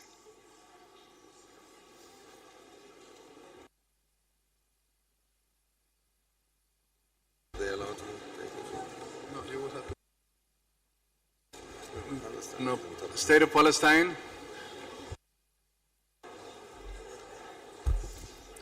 شكرا سيادة الرئيس على هذا الظلم اللي بتتبعوه في هذه المؤسسة اللي المفروض تكون مؤسسة لكل الأمم.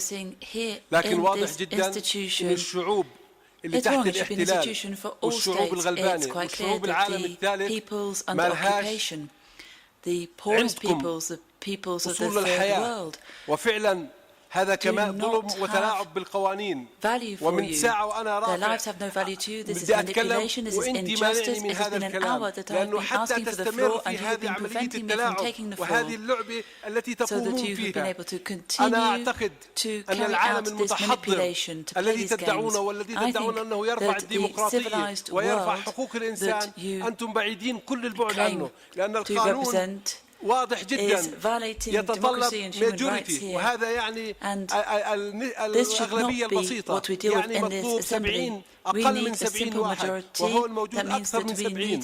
أنا أعتقد أن هذا كلها تجاوزات للقانون من البداية وعمليات التصويت العكسية التي قمت فيها يا سيد شتاينر. هذا واضح جدا من أجل عدم الوصول إلى قرار واضح. ولعلمك أن هذا من البداية أن فلسطين عملت للوصول إلى التوافق، لكن دولة الاحتلال الإسرائيلي رفضت التوافق وعمل الأوروبيين والجي 77 والصين عملوا من الدقيقة الأولى للتوافق حتى نحمي شعب يموت في كل دقيقة. أنت مسؤول، كل واحد في غزة يموت وفي رقبتك أنت يا سيد شتاينر، لأن هذا الشعب عندما يحاصر لمدة 8 سنوات ويحرم من كل شيء ويقصف وأنت تتفرج، وقرارات موجودة عندك منذ 10 سنوات وقرارات في مصانع موجودة في الاحتلال مصانع كيماوية وأنت لم تتحرك ساكنا لأنك تتواطى مع الاحتلال. وهذا فعلا يعطينا الصفة لهذه المؤسسة. أنا أتمنى من كل الدول التي تحب الحرية، التي تحب الاستقلال، التي تدافع عن الشعوب المحرومة أن تنسحب من هذه المؤسسات لأنها هي مؤسسات صهيونية. Respect human rights should leave this institution, leave this sinister institution.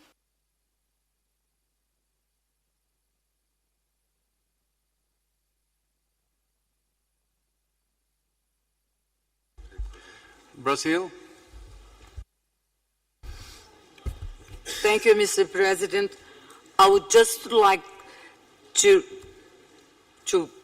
beg for your indulgence and request kindly to the executive director to repeat for, at least for my delegation and also for the benefit of others, what are the numbers that are being taken into consideration and based on what rule of the rules of procedure of UNIA. Thank you.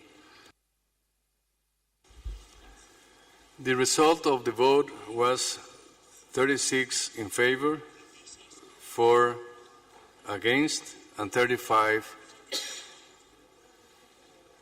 abstentions.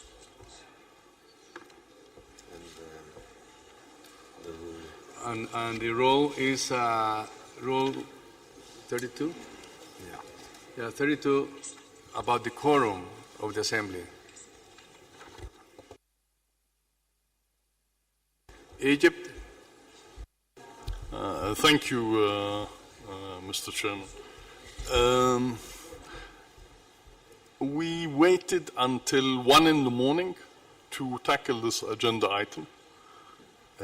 Most of my fellow Africans are not here. Many of our members in the group of 77 in China are not here. I fail to understand why we did not tackle this agenda item when it was supposed to be tackled. I fail to understand why you kept this until the end. And when a great many of our distinguished colleagues had decided to leave the forum we are in, I think in the future we shall be tackling our items in due course and in the appropriate moment. Let this be a lesson that in the future we shall not tolerate such, what can I say, lack of insight, or is this something else? Thank you, Mr. Chair.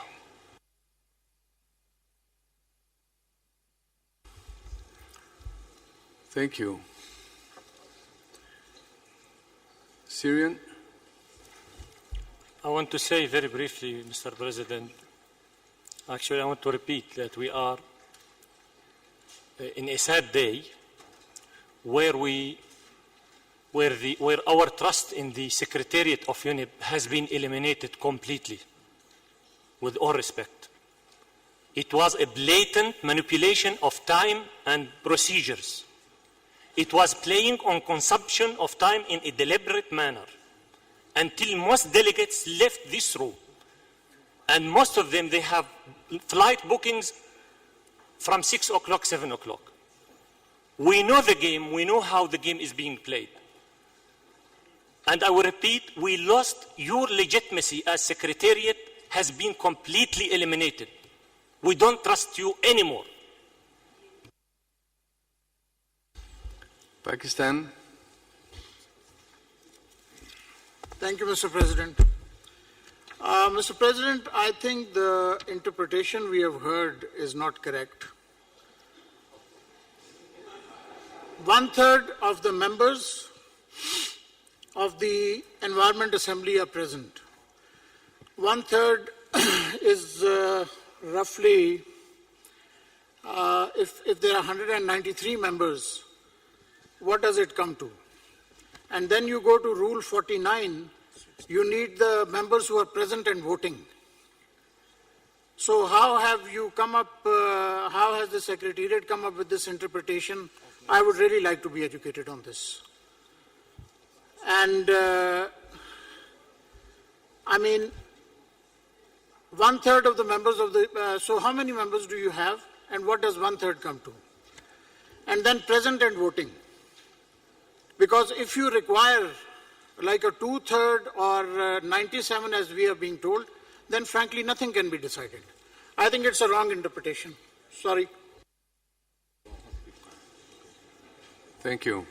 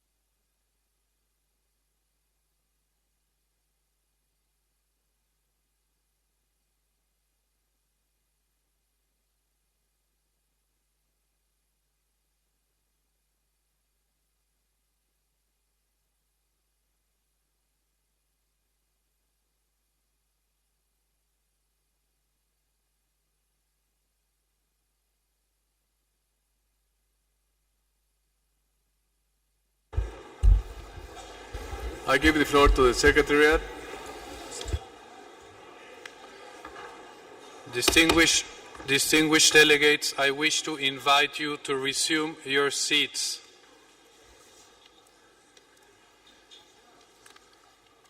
The Assembly is called to order. Thank you very much, distinguished delegates.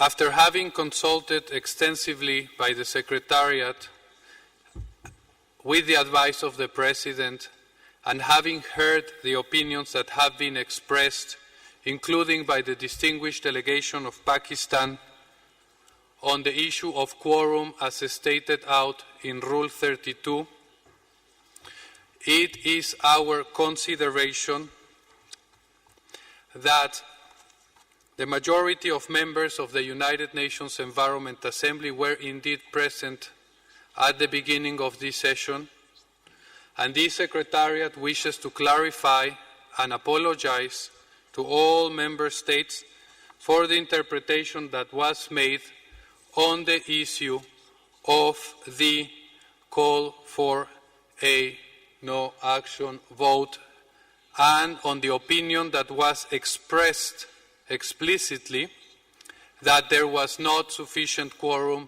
to proceed. We therefore like to clarify that as the tally is established in 36 countries that have expressed their wish to proceed to a vote on the resolution CRP6, 4 member states against this procedure and 35 abstentions do constitute sufficient grounds, and I repeat, do constitute sufficient grounds for the Assembly to now proceed to consider on the substance CRP6. As Secretary of Governing Bodies of the Assembly, I wish to apologize. Thank you, Mr. President.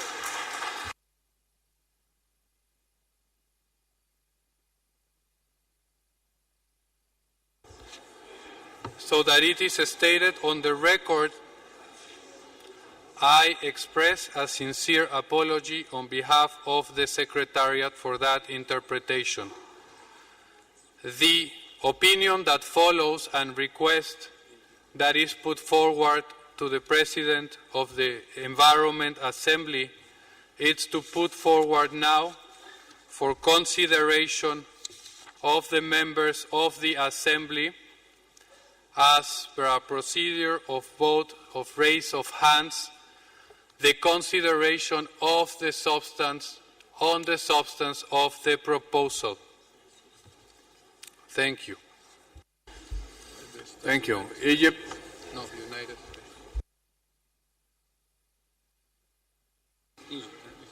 Yes, thank you, Mr. Chair. I think we probably have a problem with the UNEP's legal department, and I cannot say that I accept the apology. It is not accepted. That is one. Two, I was going to make a motion to ask for the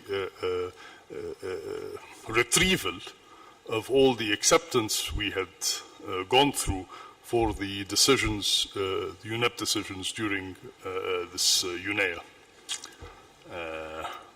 But of course, since we are going to move towards a vote, I don't think that is necessary. But I believe that you further need to develop your legal department, and we will not tolerate such incompetence in the future. United States.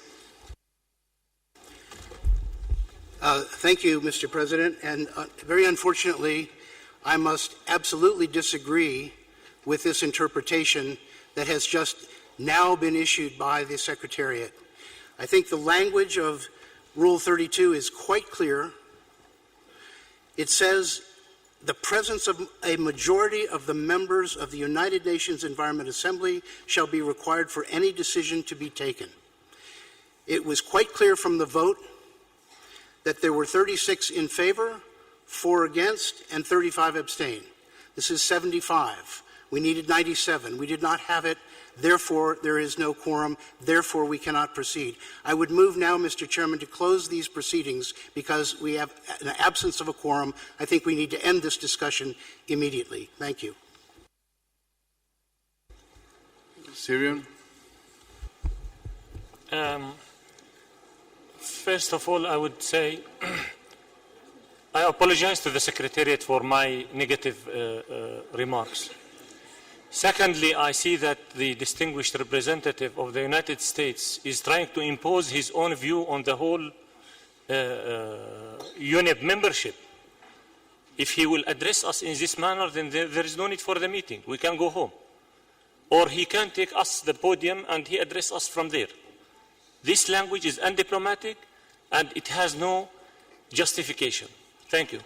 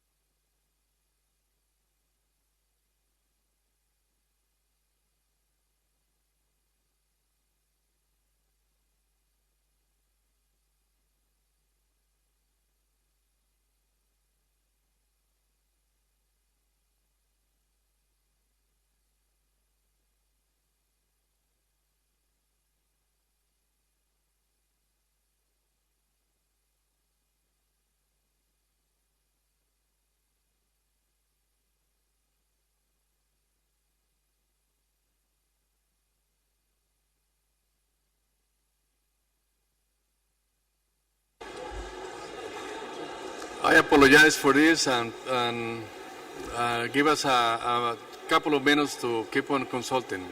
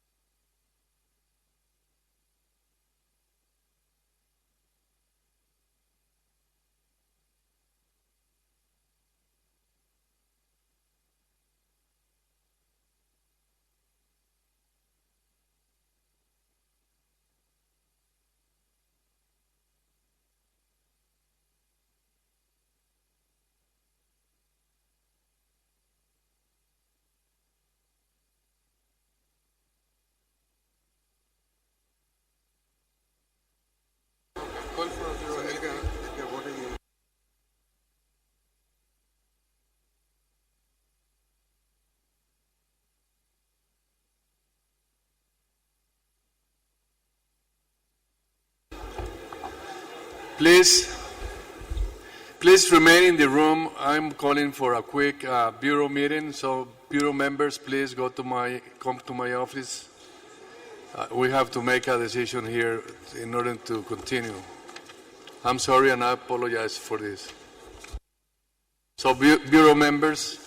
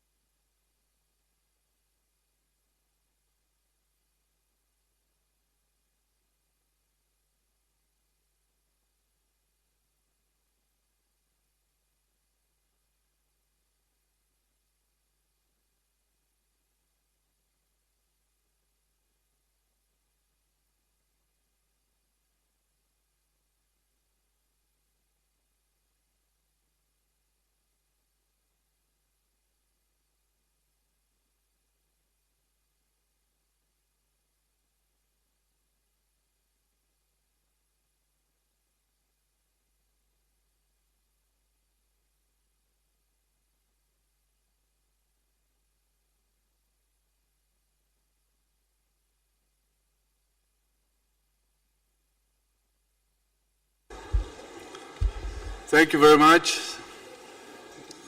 Once again, I apologize for the inconvenience.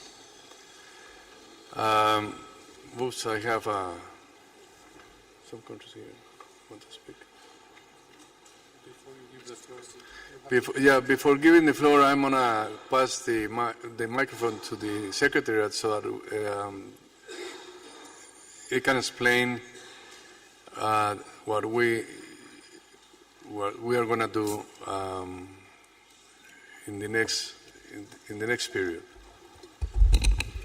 Thank you, Mr. President. It is the understanding of this Secretariat, as was communicated by the recently concluded meeting of the members of the Bureau, that before the President of the Assembly can move forward, it is imperative that we establish whether there is a quorum to take a decision.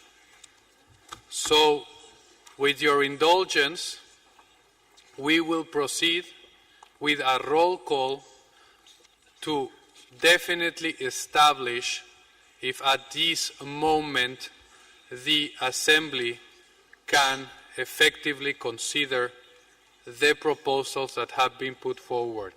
Is that the understanding, Mr. President? So, with the indulgence of the delegations present, I will proceed to read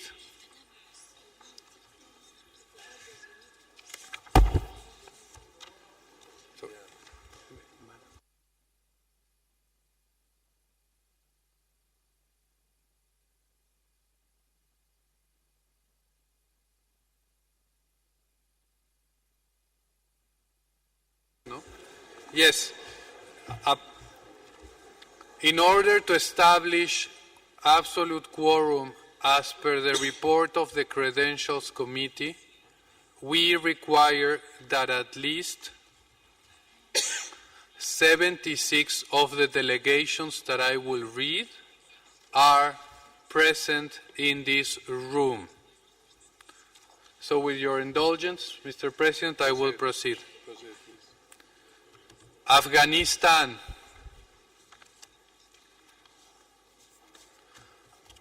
Is the delegation of Afghanistan can raise the flag?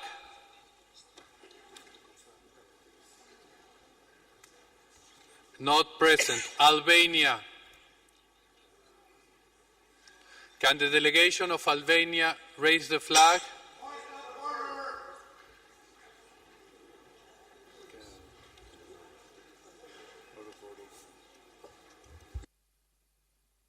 United States.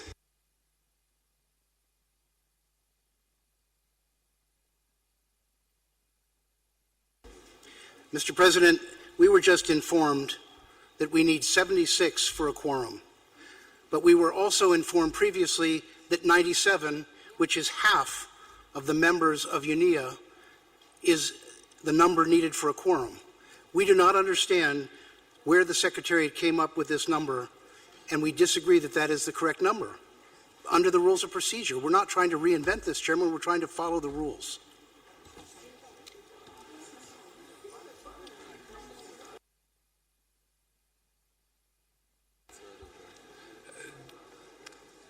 May I, please? Distinguished representative of the United States, in order to, as per Rule 32, to declare a meeting open, it was the understanding that we had in the meeting of the Bureau that at least 1/3 of the members of the Assembly are present.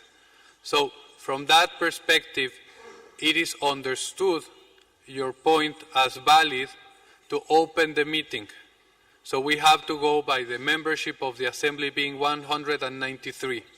All we are trying to establish at this moment, as per the records of the credentials, is if whether there are sufficient members to take a decision, because we are looking in establishing if we have the necessary members that have presented credentials to take a decision by vote.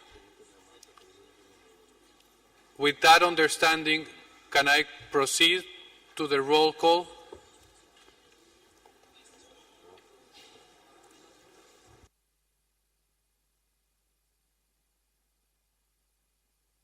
United States.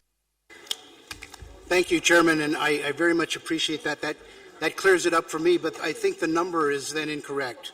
I think the number is not as high as the Secretary announced. I think he said 76. I think the number is a bit lower than that. Could he divide by 3 the number 193 and tell us what the 1/3 is, please?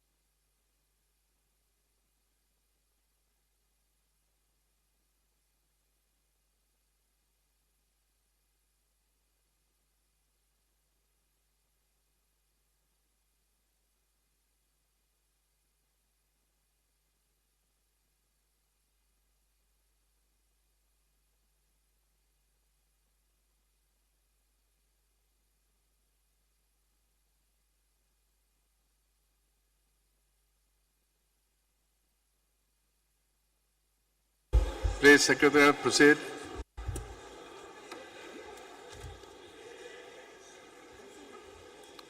So,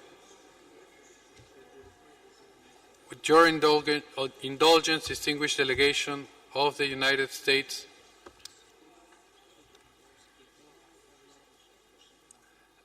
I beg your indulgence to proceed to at least testify how many members having valid credentials are present at this moment. May I proceed? Yes, go ahead. Thank you. Algeria. Delegation of Algeria. No? No? You help me. Angola.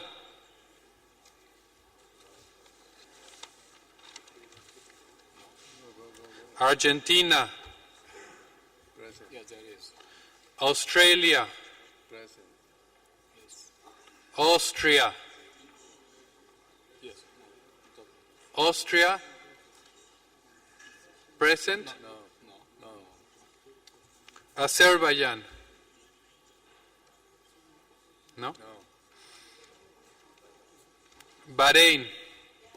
Yes. Present. Bangladesh. No. Barbados.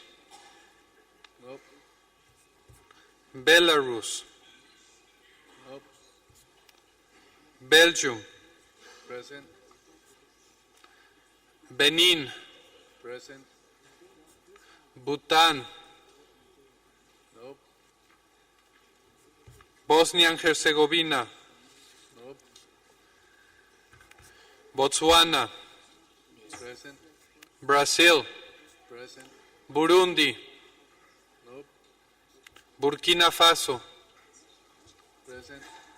Cambodia. No. Cameroon. Nope. Canada. Present. Chad. Nope. Chile. Thank you.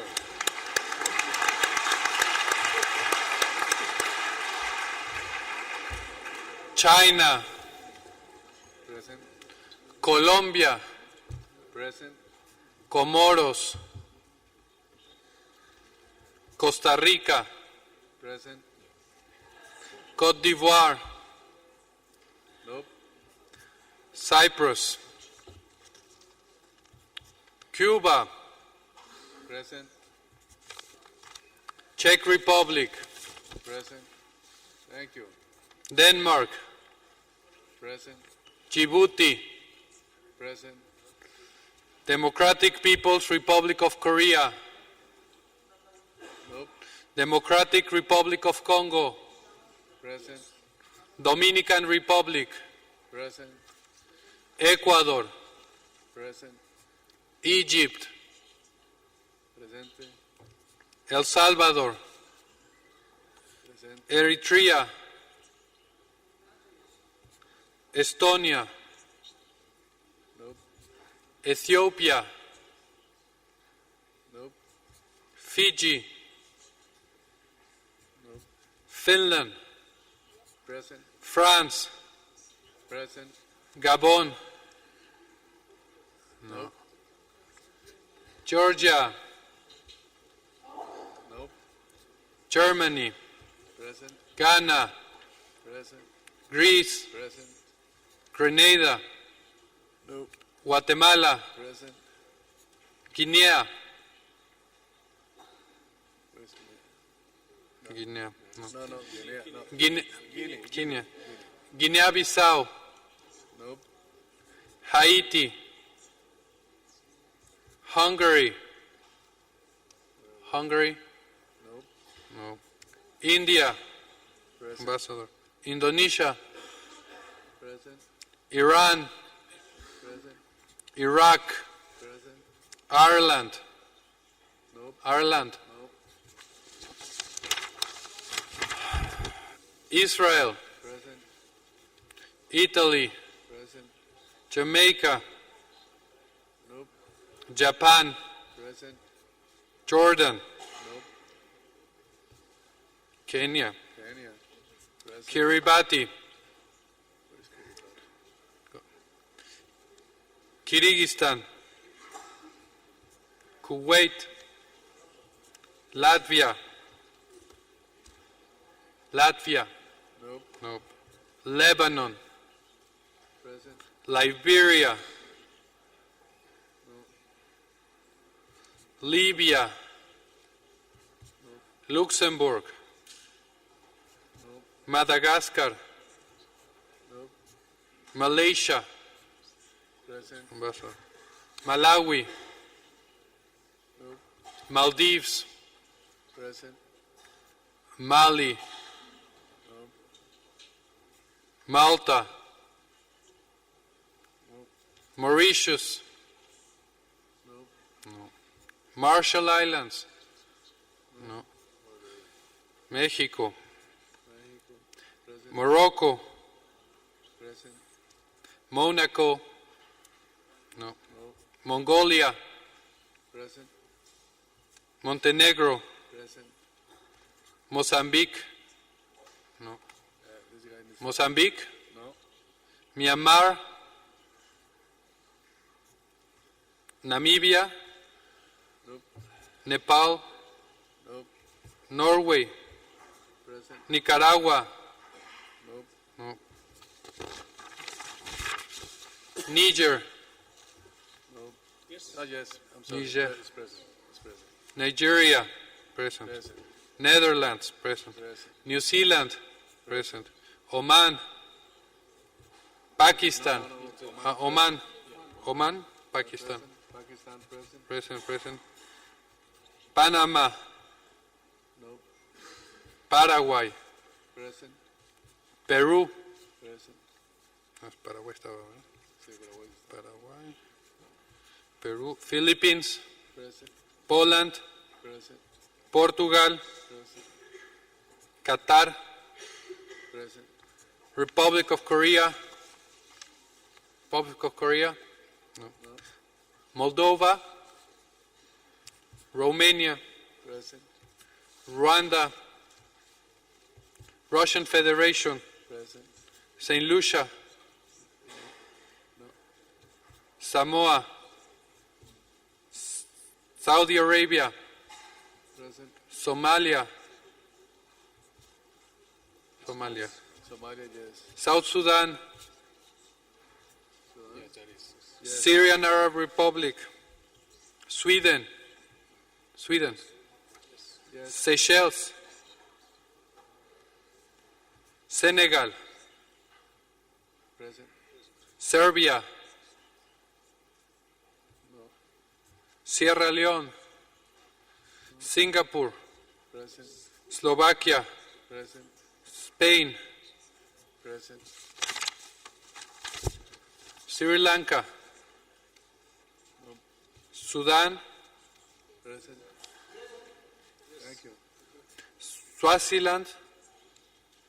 Switzerland. South Africa. Tajikistan. Thailand. Togo. Tonga. Tunisia. No. Turkey. Turkmenistan. Turkey, yes. President. Turkey. Yeah, Turkey. Turkmenistan. Ukraine. Present. Uganda. Present. United Arab Emirates. UAE. United Kingdom. Present. Tanzania. Tanzania? No. Is Tanzania present? No. United States. Uruguay. No. Venezuela. Yes. Zambia. Zimbabwe. Yes. I kindly beg your indulgence to proceed to count.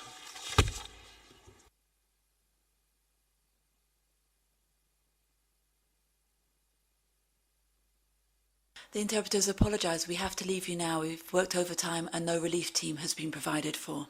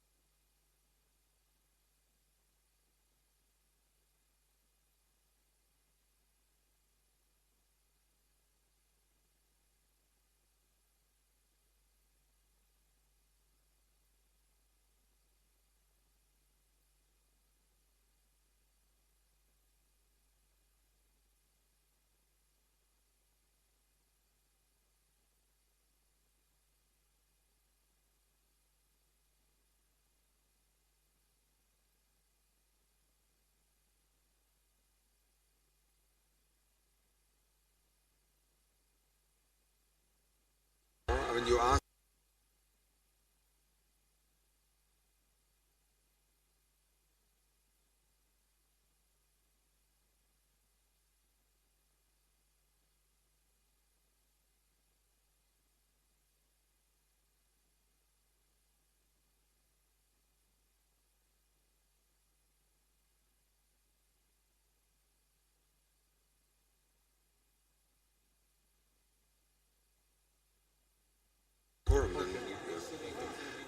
Please, the Secretariat, give us the result of the tally.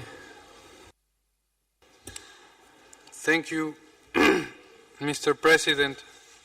So according to the tally that I have conducted, I have 78 members of the Assembly that have the right to take decisions, but the membership of the Assembly, as per our rules of procedure, is 193. So, Mr. President,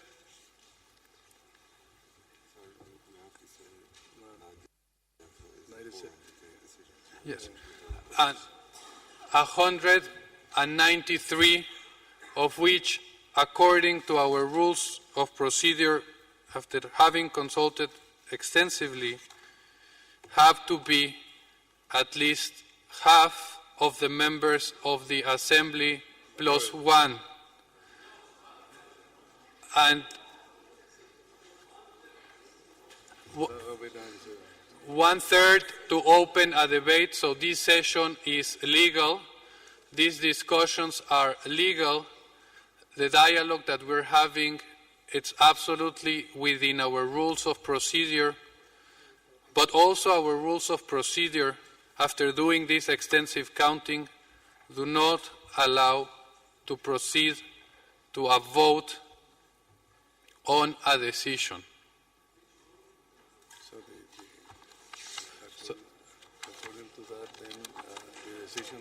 So, according to that, and given this interpretation, which it's the literal interpretation of our rules of procedure, we can not proceed to take a vote tonight, neither on the motion presented by the United States of America, which was conducted previously by raise of hands, nor by the motion presented by the State of Israel, which was not conducted.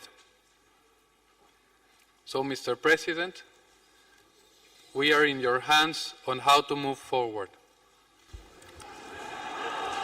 No. Well, with this, and because there is no quorum then to take decisions, I will propose to adjourn the meeting and reconvene tomorrow at 11.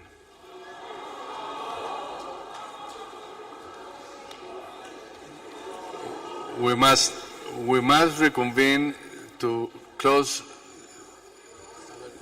the conference. Who is this? Egypt? Yes. Very rapidly, Mr.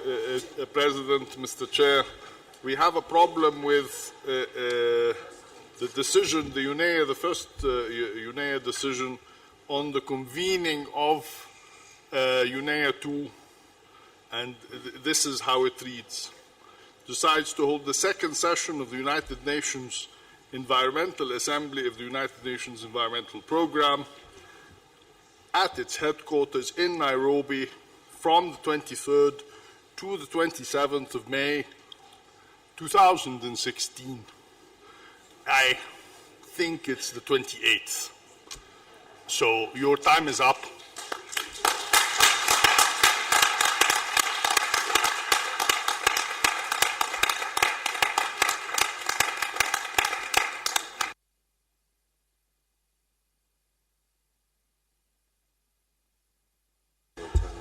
Any other comments? I say Colombia. Thank you, Mr. President. If we forget about the last couple of hours, it is undeniable that your leadership was giving us a direction that would have led to an extraordinary UNEA. Up to now, 25 resolutions and decisions have been approved, significantly more than what was approved during UNEA 1, and covering fundamental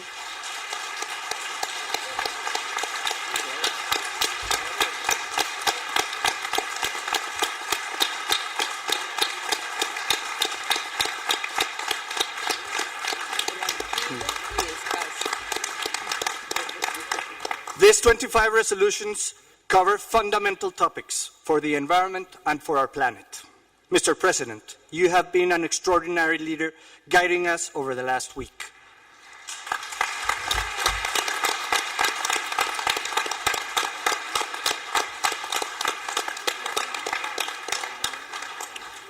The poor advice on legal and procedural matters provided by the Secretariat will not tarnish your impeccable performance as the President of UNEA.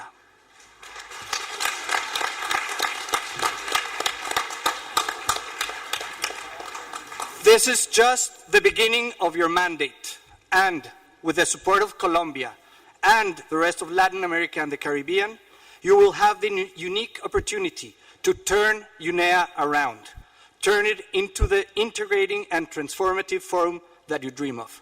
President, you have all our support. Thank you very much, Colombia. I appreciate it. Argentina. Thank you, Mr. President, and may I speak on behalf of the GRULAC as a whole. We also deeply regret the erroneous advice that was offered to the GRULAC presidency, and we want to also underline your very, very intense efforts to reach a consensus in all affairs. And we really saw all your efforts to get to a successful outcome of the second UNEA. We really regret that your efforts might have been affected for the mismanagement and at some points the lack of knowledge on certain legal and technical aspects of the Secretariat. We really are amazed that this can happen in a universal forum like UNEA and a democratic forum which UNEA intends to be. You have all the GRULAC's support, Mr. President. Thank you very much, Argentina. Pakistan. Thank you. Thank you very much, Mr. President. Again, I still have my doubts because it does say present and voting. But anyway, this argument can continue. But meanwhile, I would like to then point out, since we are being very pedantic and very legalistic, all the resolutions that we have passed are technically null and void because no head count was taken. We don't know whether the quorum was there, whether 97 people were there or 102 or whatever. So I would submit to you that all the resolutions we have passed have no legal basis. And since we are being very legal, certain points, and that would begin by ascertaining the credentials of the very first delegate who started it all. We would like to have proof that the gentleman is actually an accredited Israeli representative who started this whole thing. Since we are being very legal, I want to see proof, please. And regarding, again, I would reiterate that there was no head count. No quorum was determined when this meeting started. We have been literally dragged into the wee hours of the morning. And technically what we are doing now is without any legal cover because we are already in the 28th of May. Thank you. Egypt. I'm afraid I will have to wholeheartedly agree with my Pakistani colleague. He has said it in perfect syntax. I couldn't have said it better, Mr. Chair. However, I will again join my Latin colleagues in saying that you have done a very fine job. However, we believe that the decisions are null and void. Thank you, Mr. Chair. Thank you. Syrian? Thank you, Mr. President. Let me join our colleagues from Latin America and otherwise who expressed their appreciation to the constructive role and able leadership which you demonstrated through your presidency. On behalf of the Syrian Arab Republic, we really appreciate what you did. We appreciate your patience. We appreciate your absorption and your ability to digest all the contradictory and different views. You have our full support too, as Syria, as far as Syria is concerned. You have our full support and our full appreciation, admiration, and salutation. This is number one. Number two, I do subscribe to what have already been said by the distinguished ambassador of Pakistan and the distinguished delegate of Egypt, that what applies to the L17 resolution is definitely should go and apply to the other resolutions, because there was no verification mechanism to tell us if the quorum was guaranteed or not. We cannot say that the quorum was available for the 29 resolutions and it was not available for the last resolution. So I do think that legally wise, the whole package of resolutions is at a very real stake, and we need a competent legal UN expert to guide us on the real answer. Thank you. Thank you. European Union? Yes, thank you very much. We are really deeply sorry for the latest developments that have taken place in the last couple of hours. And I think that tomorrow, when we look at ourselves, we will feel really sorry for what has happened. What we would like is to express our appreciation to the President of UNEA and our full support. We also want to pay tribute to the work that has been carried out by all the delegations on the 25 resolutions. It has been an extraordinary work from all. And on this, those resolutions have been voted. Nobody questions the quorum for those resolutions. We remain deeply committed to and confident in this organization, in this flagship organization in Africa. Achim Steiner has provided leadership, ambition, and vision for this organization for the last 10 years, and we also want to pay tribute to him, to everything he has done. And we thank the staff of UNEP and also of the conference service in Nairobi. We have not made as much business as we would have liked, but we remain deeply committed to UNEA and to UNEP. Thank you. Thank you.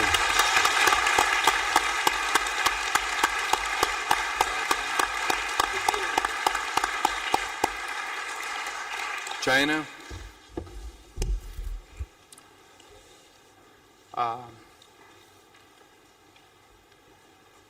Thank you, Mr. President.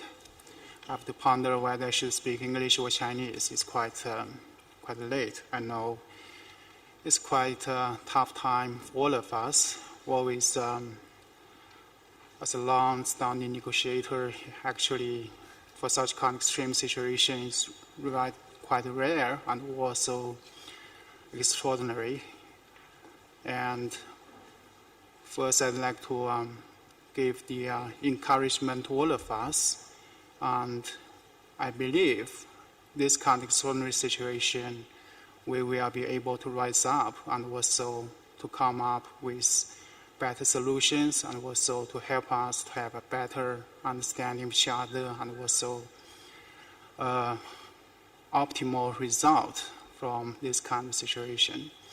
And also, Mr. President, my delegation would like to express our support to you, to your leadership, and also our appreciation for your hard efforts.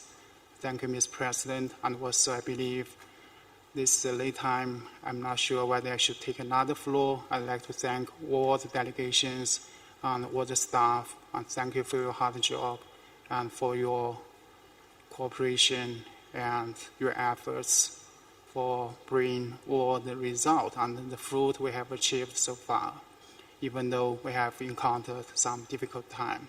I thank all of you, and thank you, Mr. President. Thank you, China. Saudi Arabia.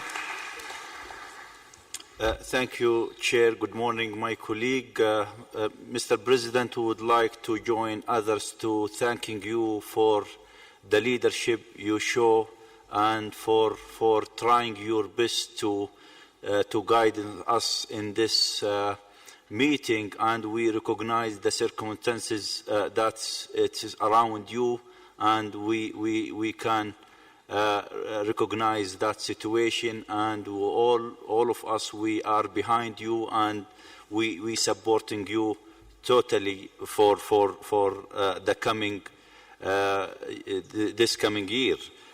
Mr. President, I share my colleague, the previous speaker, especially from a colleague from Pakistan and Egypt. We have a situation we need to be evaluated legally when we're talking about the Quorum and the previous resolutions. I think it need a legal advice. Is it can be acceptable? Because I see the issue of the Quorum. It is very important to evaluate the previous resolution we adopted. Second point also regarding your point, you're requesting for tomorrow morning. While now there is difficulties for the Quorum, what about your proposal tomorrow at 11 o'clock? I think it will be maybe worst scenario. The third point, would like your consideration regarding the mandate we have to work until 27 while we are on 28th of May. This is, I think, it need a good evaluation. I end my intervention to thank you again and to thank everybody for constructive work in this meeting. Thank you. Thank you. Thank you. Ukraine? Thank you very much, Mr. President. I would like to align the statement of my delegation to the statement just made by the European Union in thanking you in your efforts and in your support, which resulted in adoption of so many, 25, if I'm not mistaken, resolutions which were adopted in a legal way and remain valid. They were hammered, and the quorum was not questioned at the time when they were adopted. And I really believe that if a lot of delegations left the room at this very late hour or very early hour, it is not applicable for the situation earlier. Nobody questioned the form, as I mentioned. And if we will start this non-legal logic, so we can question opening of UNEA, we can question many things which happened earlier. So we should go in line what we adopted. We adopted a lot of good decisions, and we adopted them by consensus. That's why I really appreciate your work and work of Bureau, of those who supported your activities. And I would like also to say great gratitude to those experts from the Secretariat who were with us in all drafting groups during this time and helped us a lot.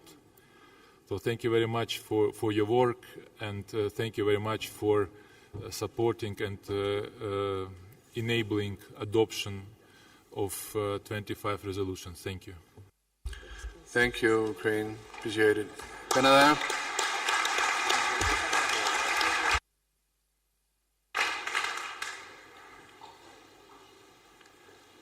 Thank you very much, Mr. President. We join others in welcoming the very important progress that has been achieved with the adoption of 25 resolutions and in expressing thanks to delegations for that progress. We reaffirm our support for and our thanks to you, Mr. President, to the Executive Director, and to the Secretariat. And we join others in celebrating Achim Steiner's decade of extraordinary service to UNEP and to the international community, and in expressing thanks to the outgoing Executive Director for that extraordinary service and record of contribution. Thank you.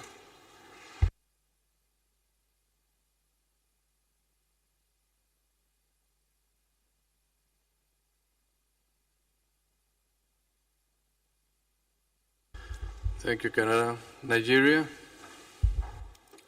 Thank you, Mr. President. Nigeria and the whole world looked forward enthusiastically and hopefully towards the near too, in the belief that this process will deliver to the world a better place to live. And we still believe that. And we believe that this enthusiasm and this hope led us to agree to all the resolutions that have been accepted up till this time. We believe that this should not be wasted because of one disagreement on it.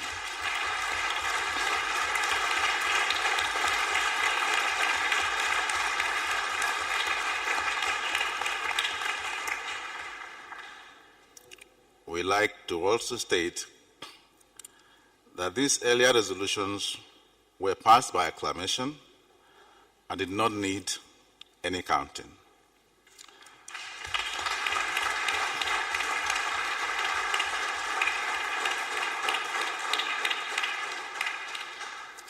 The issue of quorum arose as a result of voting. And that's why it came in later. So the fact that that quorum could not be found at the time of voting does not nullify what has been achieved from earlier on.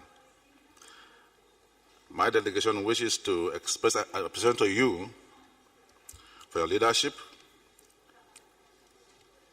and the members of and the hard work of the members of the Secretariat, who have done so well up till this time and are still doing very well, but who we believe were stampeded into accepting a fault that was not theirs.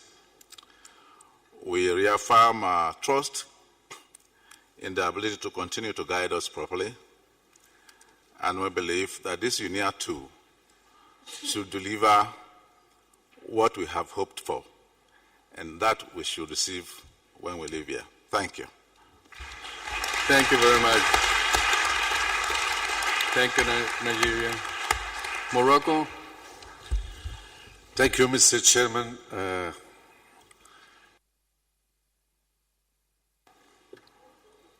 Committed myself and the rest of the Arab and the colleagues from the G77 to do our best to avoid this sad state of affairs, being aware that we should have been celebrating rather than being in this situation.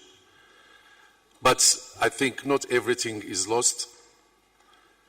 We still believe in your ability to continue the efforts to bring UNIA to where it should have been. And we renew also our commitment to continue working with UNEP. And we wish good luck for Dr. Achim Steiner in his future career, and let us overcome this by not letting consensus out of this organization. Thank you.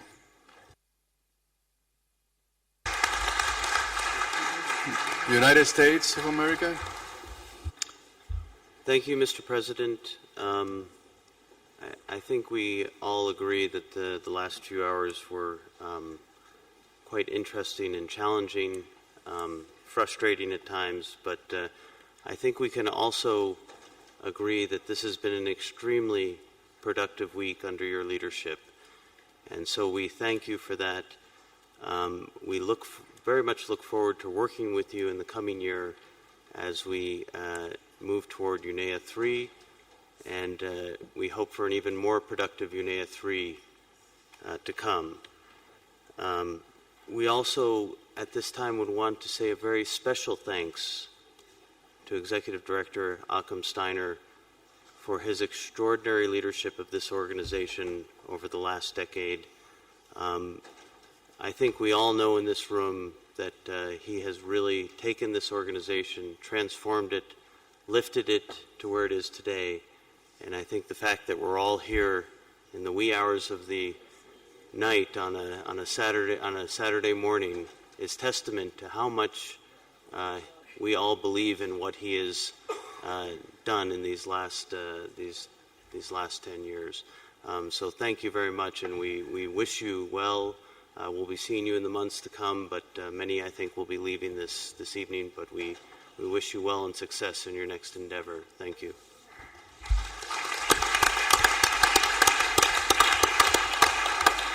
Thank you. Japan. Okay. Yeah, thank you. On behalf of the Japanese delegation, we want to express our sincere appreciation for you, President, for you are conducting this important event of UNEA 2. And also, we appreciate very much the huge efforts of Madam Chair and Haim and the chairs of each drafting group and all the participants gathered here to get resolutions adopted. It was a big challenge. But I dare say that those resolutions adopted until now will strengthen the UNEP as a leading global environmental authority and deliver on the environment dimension of 2030 agenda. Days and nights hard work, but surrounded by highly motivated camarades from all over the world, and excellent nature here in unforgettable. Really, we are very proud of our work. So, thank you very much. Thank you, Japan. Thank you very much. Kenya. Kenya, you have the floor. Mr. President, Executive Director, Honorable Ministers, Excellencies, distinguished guests, ladies and gentlemen, I would like to thank each and every one of you for your work over the past several days. We have indeed been led by a very able President. I also commend the Committee of Permanent Representatives for their important contributions since the open-ended Committee of Permanent Representatives was held in February 2015 that has provided a basis for our deliberations during this Assembly. My tribute goes out to my colleague, Sanjasuren Uyun, for her decisive leadership under her presidency, and most important, for her valuable contribution in facilitating consensus on the stakeholders' engagement. I also thank the members of the Bureau who served during her tenure. My special thanks goes out to our outgoing Executive Director, Mr. Achim Steiner, for his extraordinary tenure at UNEP. I would also like to take this opportunity to thank all those who have worked behind the scenes. We may not see them, but nevertheless, their work is critical to our success. Mr. President, distinguished delegates, needless to state, there is no doubt that in recent times, UNEA II is one of the best attended assemblies. The presence of a cross-section of high-level officials and ministers, delegates, major groups and stakeholders, scientists and the private sector is a testament to the convening power of UNEA. I would like to reaffirm the Government of Kenya's full commitment and support to UNEP. We will continue to ensure that the program is provided an enabling environment to discharge its mandate efficiently and effectively. We appreciate the pledges of financial support by Norway and the European Union for UNEA III in 2017. Kenya, as always, is ready to host that session, and we look forward to welcoming you. I wish you all a safe trip back home, and to those participating in the excursions today, enjoy our national treasures. Thank you very much indeed. Thank you, Kenya. Zimbabwe.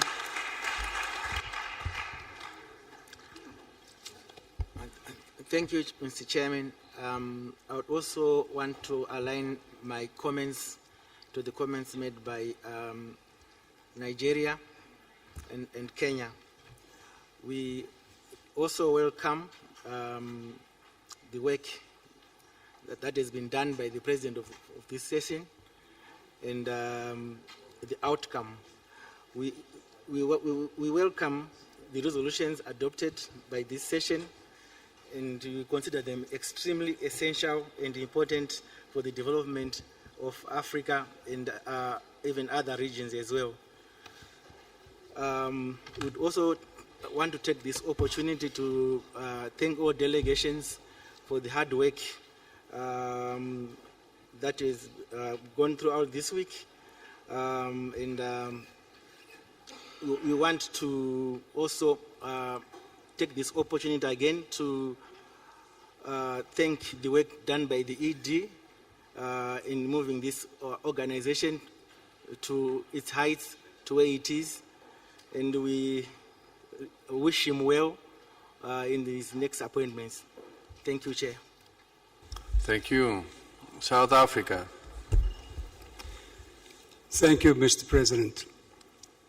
South Africa would like to echo the words of Kenya, Nigeria, and Zimbabwe that spoke before us. We would like to reiterate that a lot of important work has been done over the last 2 years, and it is reflected in the success of 25 resolutions that are exceptionally important to the African continent. And we would like to thank all the other delegates at this meeting that worked tirelessly together to make this a possibility. At the start of this meeting, there were doubts whether we can achieve this. But I think in the spirit of flexibility and cooperation, we managed to achieve this. Mr. President, South Africa would also like to thank the outgoing Executive Director. In our part of the world, we consider him to be a member of our family, a son of the African soil. We wish him all the best in his future endeavors, and we believe that this meeting has been a success to take the work that has been done over the last 10 years under his leadership forward. Thank you, Mr. Chair. Thank you. Cuba. Thank you, Mr. President. First of all, Cuba would like to support the intervention by GRULAC earlier on the issue at stake. For the sake of transparency, we would like to express our dissatisfaction with the ruling by the Secretariat on the interpretation of Rule 49, which states very clearly that decisions of the United Nations Environment Assembly shall be made by a majority of the members present and voting. With the presence of 78 members of UNEA, we believe the decision on the on resolution on the Gaza Strip could have been made even at 2:30 p.m. a.m. At 2 a.m. in the morning. We believe it is unfair that this ruling has been applied only to the resolution on the Gaza Strip, and we would like to have it recorded in the report of the meeting that transparency has been compromised in this ruling by the Secretariat. We would like to express our support and our trust to you as a President and wish you well. And unfortunately, the advice in this case has been misleading. But we believe that the timing and the period of your presidency will not be damaged by this event. But I would like to join all those delegates that have expressed the need for strengthening UNEA and to be able to capitalize on the good decisions and resolutions that we were able to reach in this session. Thank you. Thank you, Cuba. Pakistan. Thank you very much, Mr. President. Actually, I have taken the floor basically to kind of rectify an earlier error, because in the legal back and forth, I neglected to pay due tribute to Mr. Steiner, who has, after all, served the organization in a very exemplary manner. So I would certainly like to place that on record, sir. And we wish you the very best. As I said earlier also, Oxford's gain is our loss. And then, Mr. President, you have been a truly dynamic and very democratic leader, I must say. And you have kept us on our toes. Had it not been for you, we would have long been asleep. So thank you very much for that. Now, regarding the issue at hand, obviously our intention is not to do any harm to the organization. At the end of the day, UNEP as an organization and UNEA as a mechanism is very dear to our hearts, and it has done a lot for humanity and continues to do so. So the idea is not to throw the baby out with the bathwater, but there are obviously things that could have been done in a different way.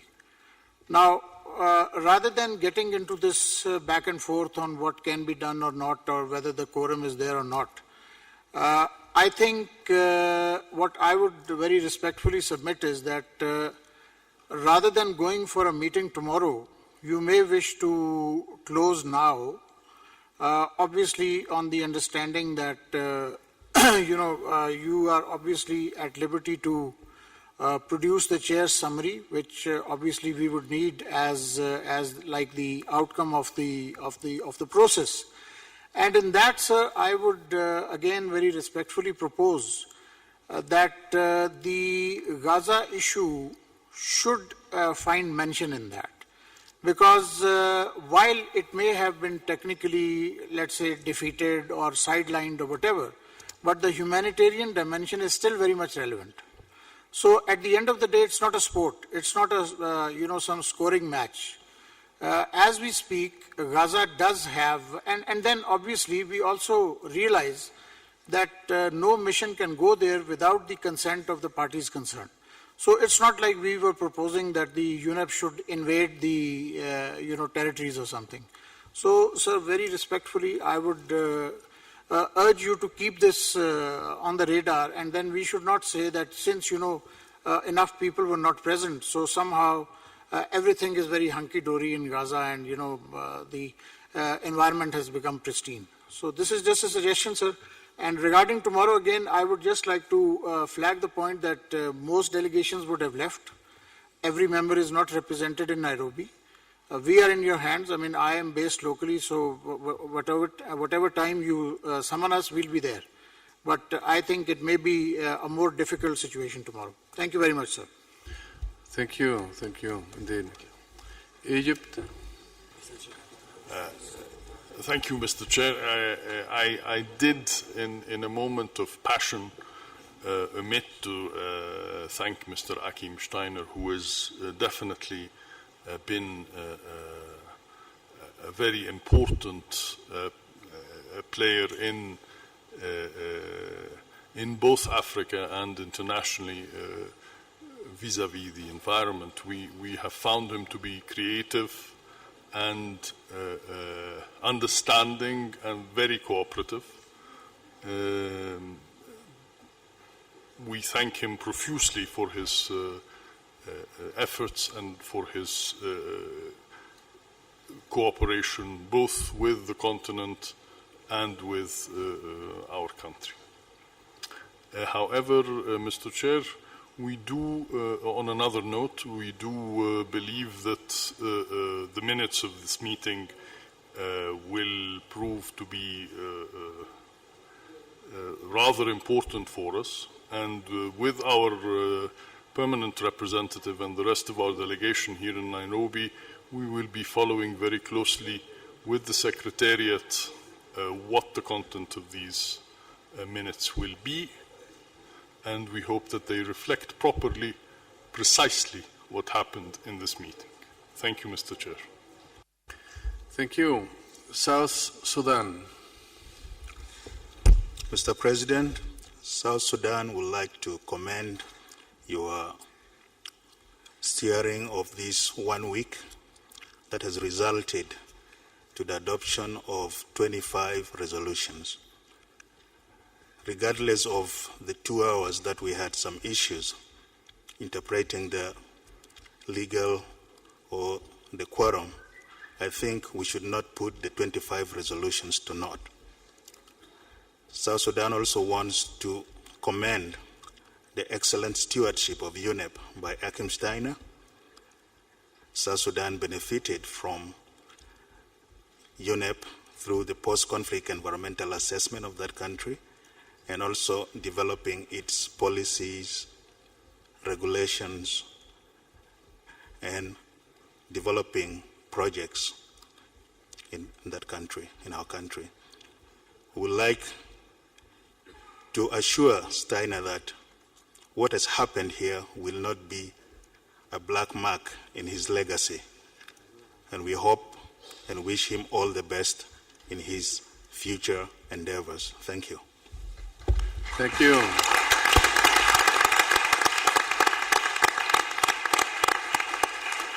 Norway.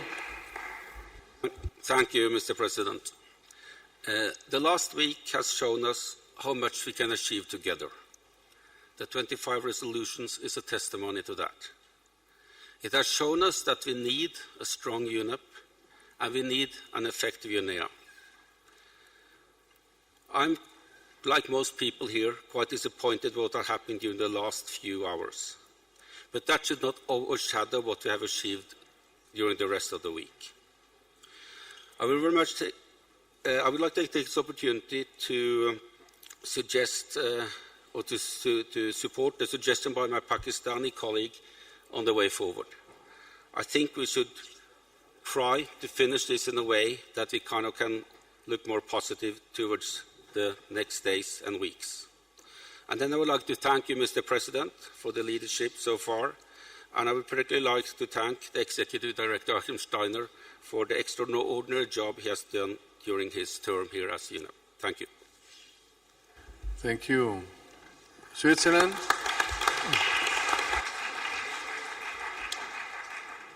Mr. President, as many others, would like to thank you for your efforts and able leadership for this UNEA. In good and more difficult moments, you were a true captain for this ship.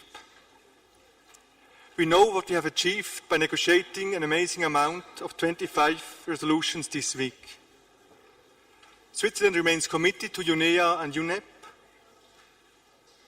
as an anchor for its national environmental governance, and we will go on working for it. We also would like to thank Executive Director Steiner for his tremendous work over the last years and wish you all the best for your new endeavors. Last but not least, we would like to thank all the delegation and all the members of the delegations.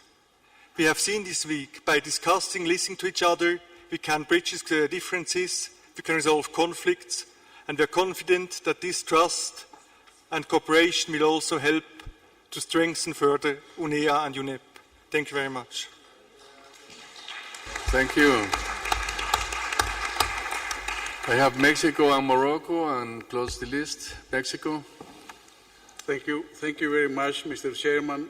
I want to add myself the name of Mexico behind all those delegations that have expressed their thanks and recognition for the great job you have done. You have conducted with leadership, and certainly we have achieved a lot. We achieved the adoption of 25 resolutions. It was important.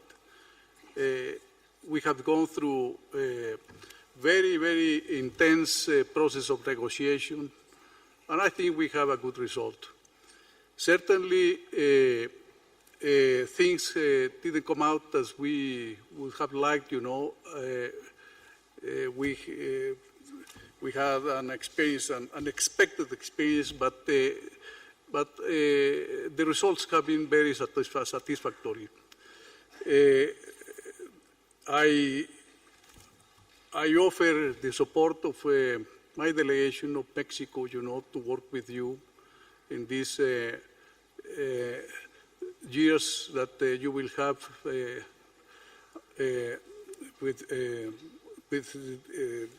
in your presidency. And well, I also want to express our appreciation, you know, to Dr. Steiner, the Director of Executive, Hakim Steiner, for his performance, dedication, and hard work as Executive Director of UNEP.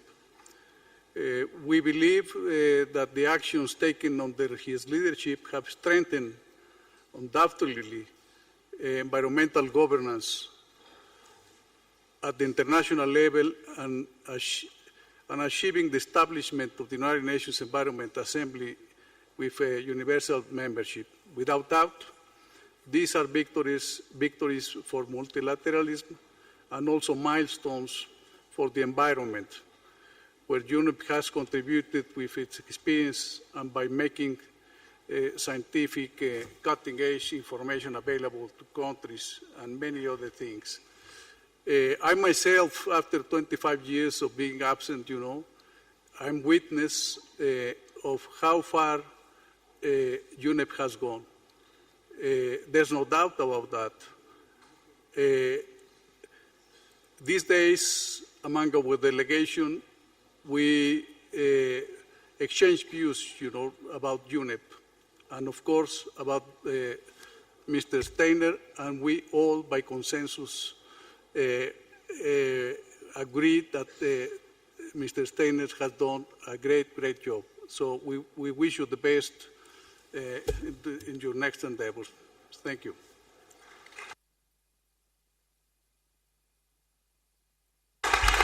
Morocco. Thank you, Mr. Chair.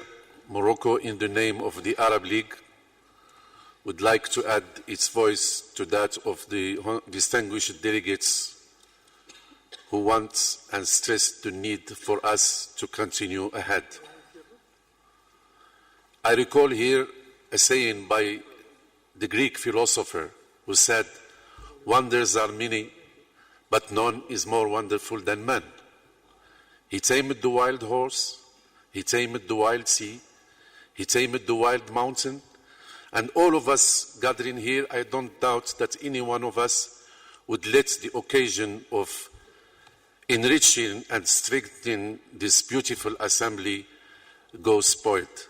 So I call on all of us to unite in this difficult moment to push UNEA forward. And I reiterate my thanks to you, Mr. Chair, for your ability in conducting our works. And may God bless you all.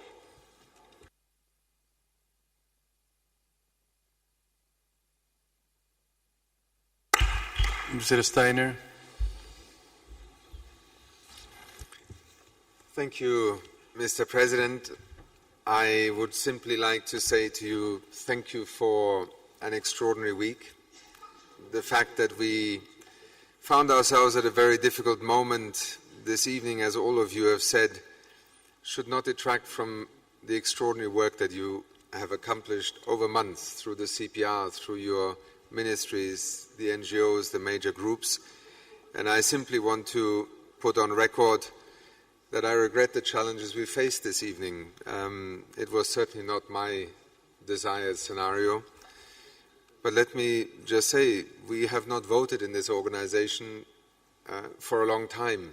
And I think we learned this evening that rules of procedure can be read in this way, can be read in that way. It should not be the case, but this is not the first time that this happens, since we find ourselves in the world's courts every day disputing constitutions and what they mean. I can only say to you, we tried in good faith to assist you in the process. I would certainly not be ever reluctant to apologize if indeed our advice to you turns out to not have been accurate. For now, I just want to say that, my team has worked so hard this week. People are humans. If we made an error, we will apologize for it. And let me also say, for those of you who know me,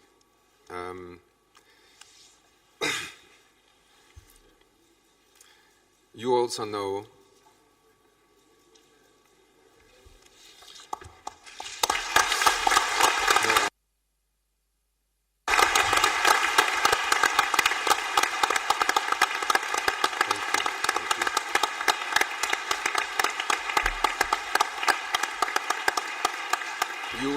know what my views are about countries preventing a United Nations organization from fulfilling its due mandate to assist people wherever they are on this planet.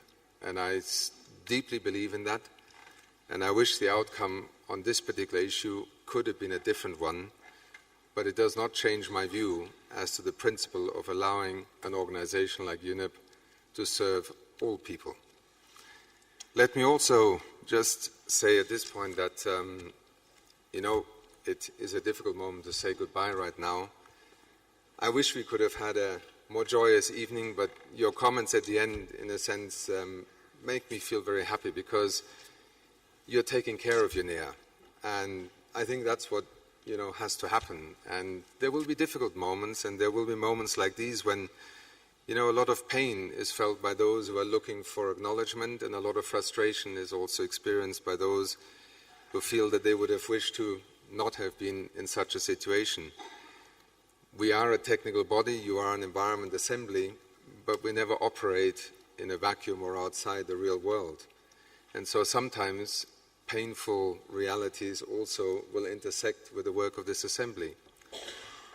But you have all shown, I think, this evening, extraordinary wisdom and patience, and I think this is why UNEA will thrive, and it will actually continue to grow under your guidance and leadership. And I would just like to thank you. I certainly do appreciate all the kind remarks. In fact, you have made me feel very humble and sometimes embarrassed this week, and I simply want to say thank you.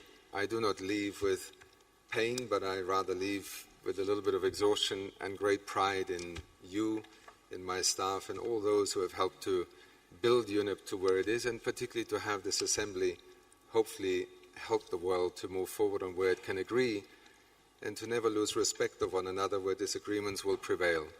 Thank you so much.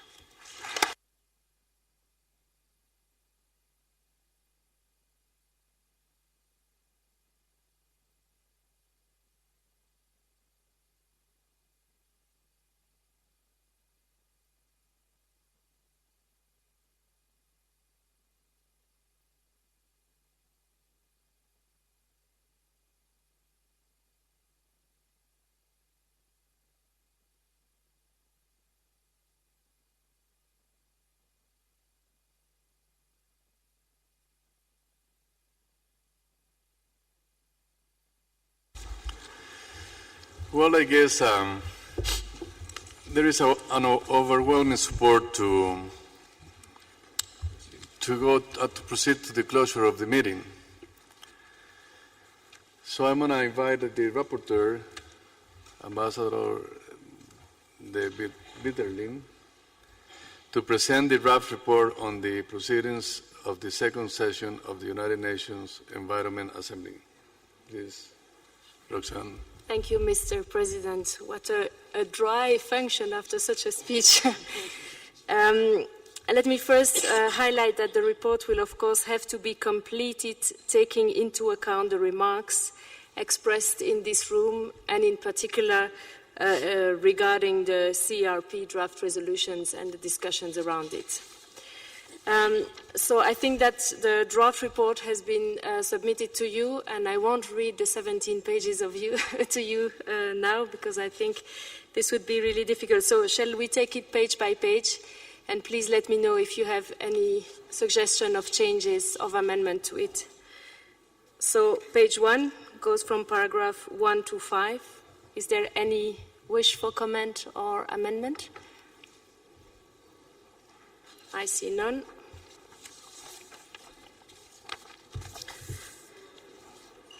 Page 2, from paragraph 6 to paragraph 10. Any suggestion, remark for comments?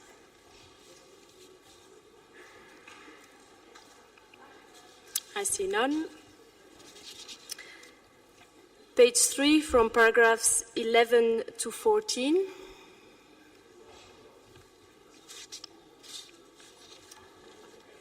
No remark. Page 4, paragraph 15 and 16. No amendments. Page 5, from paragraphs 17 to paragraph 23.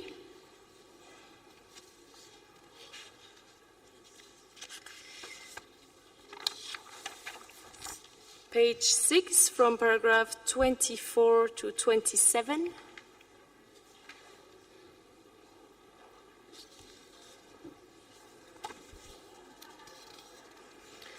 Page 7, from paragraph 28 to 32.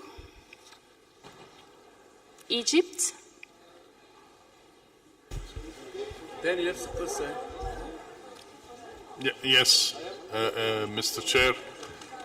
I don't know if we can. I need one of my delegates here before I can agree to anything. So please allow me a moment's discretion.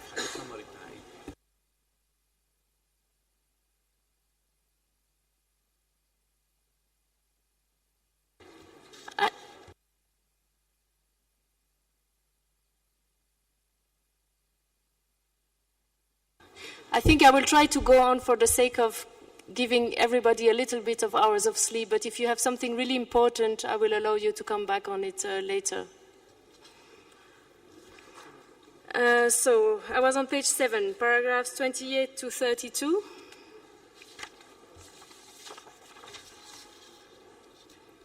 Page 8, paragraph 33, to 38.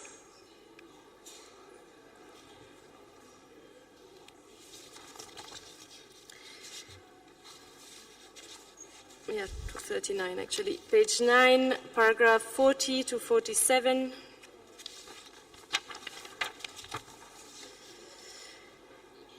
Page 10, paragraph 48 to 53. Page 11, paragraph 54 till 57.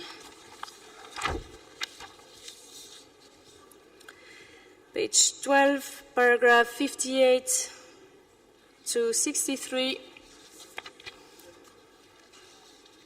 Page 30, Bolivia. Thank you, Mrs. Reporter. in this section related with sustainable development and poverty eradication will be completed with we make an intervention of reserves in the decision, and we can't see. Yes, I have confirmation by the Secretariat that this will be added to the report. Thank you. Any other remark on this page? I continue. Page 13, paragraph 64 to 68.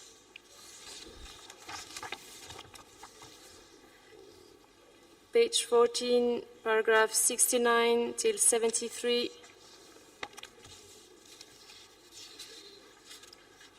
Page 15, paragraph 74 to 79.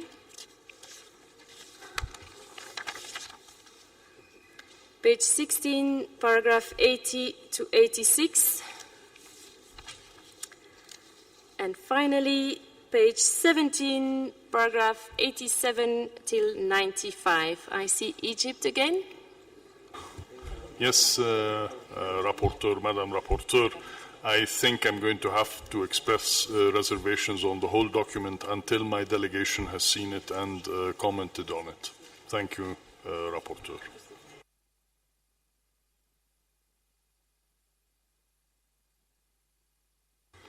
Your reservations have been noted, and you can communicate by writing if you have remarks on this report. Thank you. All right. Thank you very much, Roxanne. I now submit the draft report of the second session of the United Nations Environment Assembly for considerations by the plenary. This plenary approves the report with the understanding that it will be finalized by the rapporteur with support from the Secretariat. Is there any objections? I see none, so it is adopted. We will now close the meeting, and I thank you all for your kind words, and I wish you have a safe trip back home, and keep the spirit and enthusiasm to raise UNEA to the political arena where we want to take it into the universal environmental agenda. Thank you very much, and good luck.